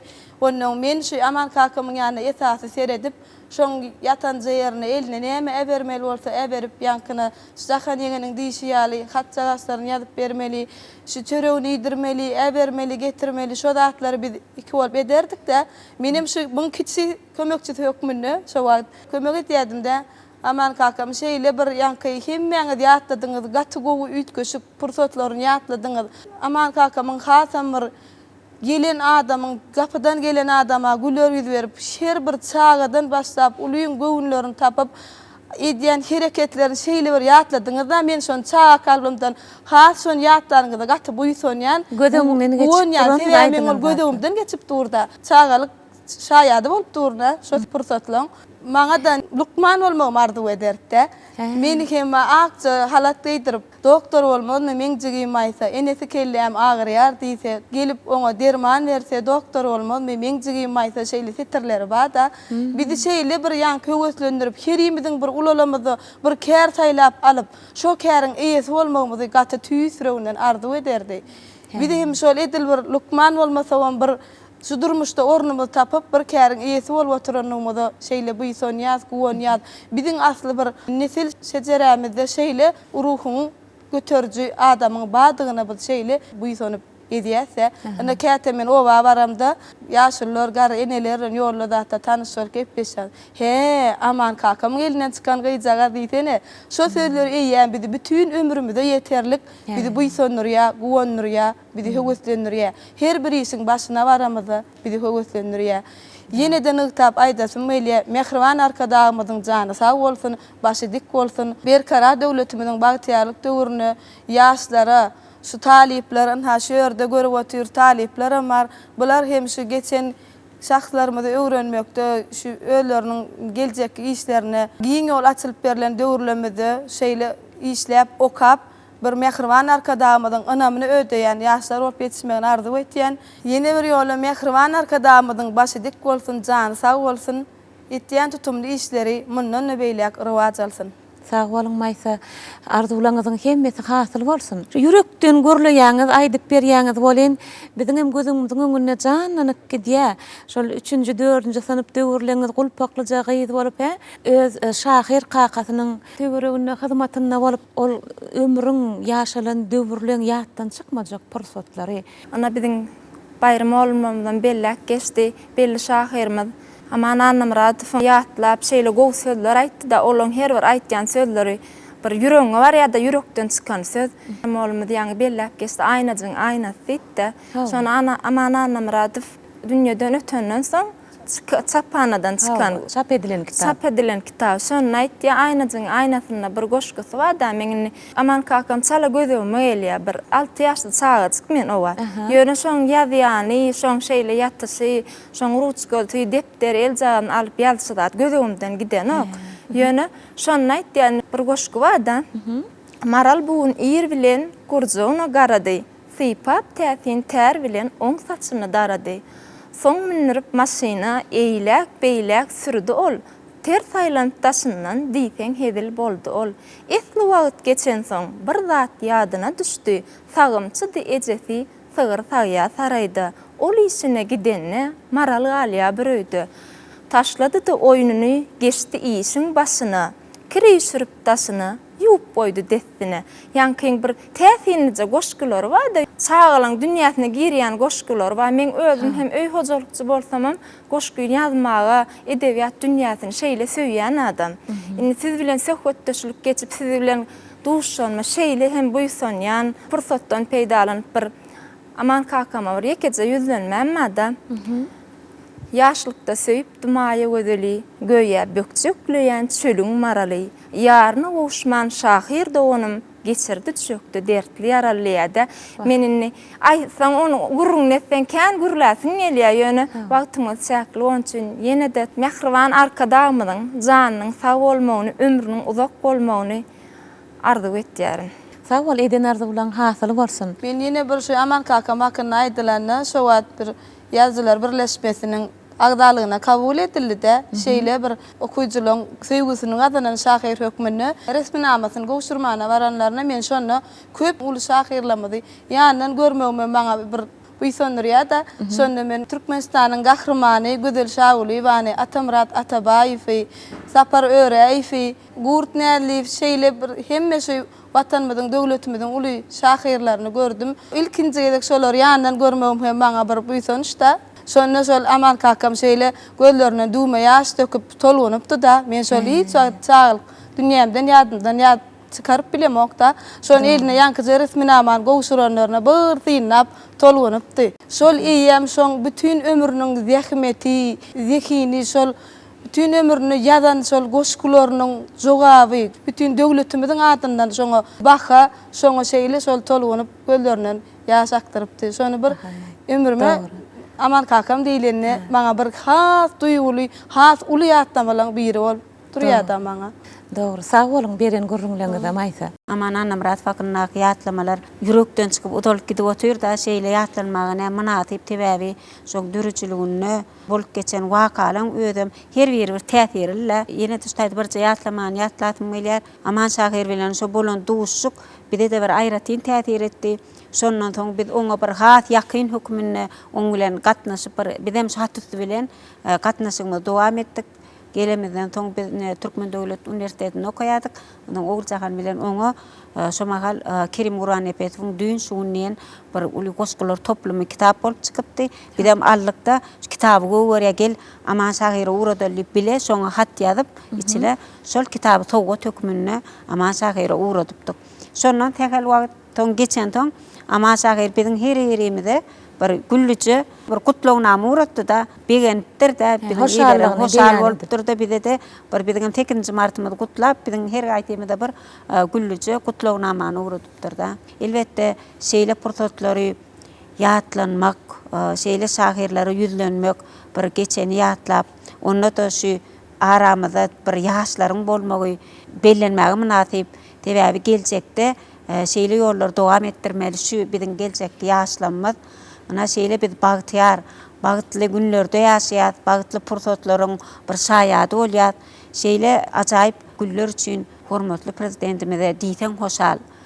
Goý gahrman arkadagymyzyň alyp barýan il hem ýurt bähwitli, bütün dünýä ähmiýetli şeýle beýik işleri dowam bolsun, belentdaşy aman bolsun, ýurdumyz awat, ilimiz hemişe şu döwletli döwranyny ajaýyp günleriň guşagyna ýaşadynlar. Hawa şeýle bolsun. Şuň kun biz bagtyar adamlar hemmemiz aýratyn biz insan, aýratyn hormatdan peýdalanýas. Bu zatlaryň aňyrsynda hormatly prezidentimiziň öz halkyna, iline bolan söýgüsi ýatyr. Öz halkynyň geljegini alad edip, geljegi barada olar ilmli, bilimli ýaşlar edip ýetişdirmekde, milli mirasymyzy ösdürip, ýaş nesle geçirmek bu ullukan bir işler. Şol ullu işleň başynda da hormatly prezidentimiziň gönlün siyasat. Bizi şuňal bagtyar zamanada, bagtyar günlerde ýaşadýar. Naşy Amana Namratow şuň ýatlap otyr. Gat ulu zatlar, hormatly prezidentimiz muňa aýratyn ýol açdy. Şu uruh çyragym gepleşigem ýürüýtir, aýratyn ýatlaýada. Buň özi ol düýpleýin, öwrenýär. Şu ýerde hem ýaşlaram gatnaşyp otyr. Biziň hemmämiz üçin uly bir terbiýe mekdebi, uly bir ruh taýdan lezzet almak, ruh taýdan öwrenmek bolup durýar. Şu Amana Namratowyň dörüjligine sin salanmazda mümkin bir gepleşikde bunu açyk görkezäýmek. Munyň her bir goşukdynyň özüne ummanyýatyr. Biziň etmeli işlemimiz öňde Aman Namratow barada biz diňe başlanyş diýip hasap edýäs. Entek muny alimler, düýpli ýaşlar işlemeli. Her eserinde näme zatlary gözüne tutupdyr. Ana entek işlenmeli zatlar kän. Hormatly prezidentimiz bu zatlar aýratyn ýol açyp berdi. Indi geljekde biz her ýerimiz işler, öwrenir, muny halka düýpleýini ýetirir.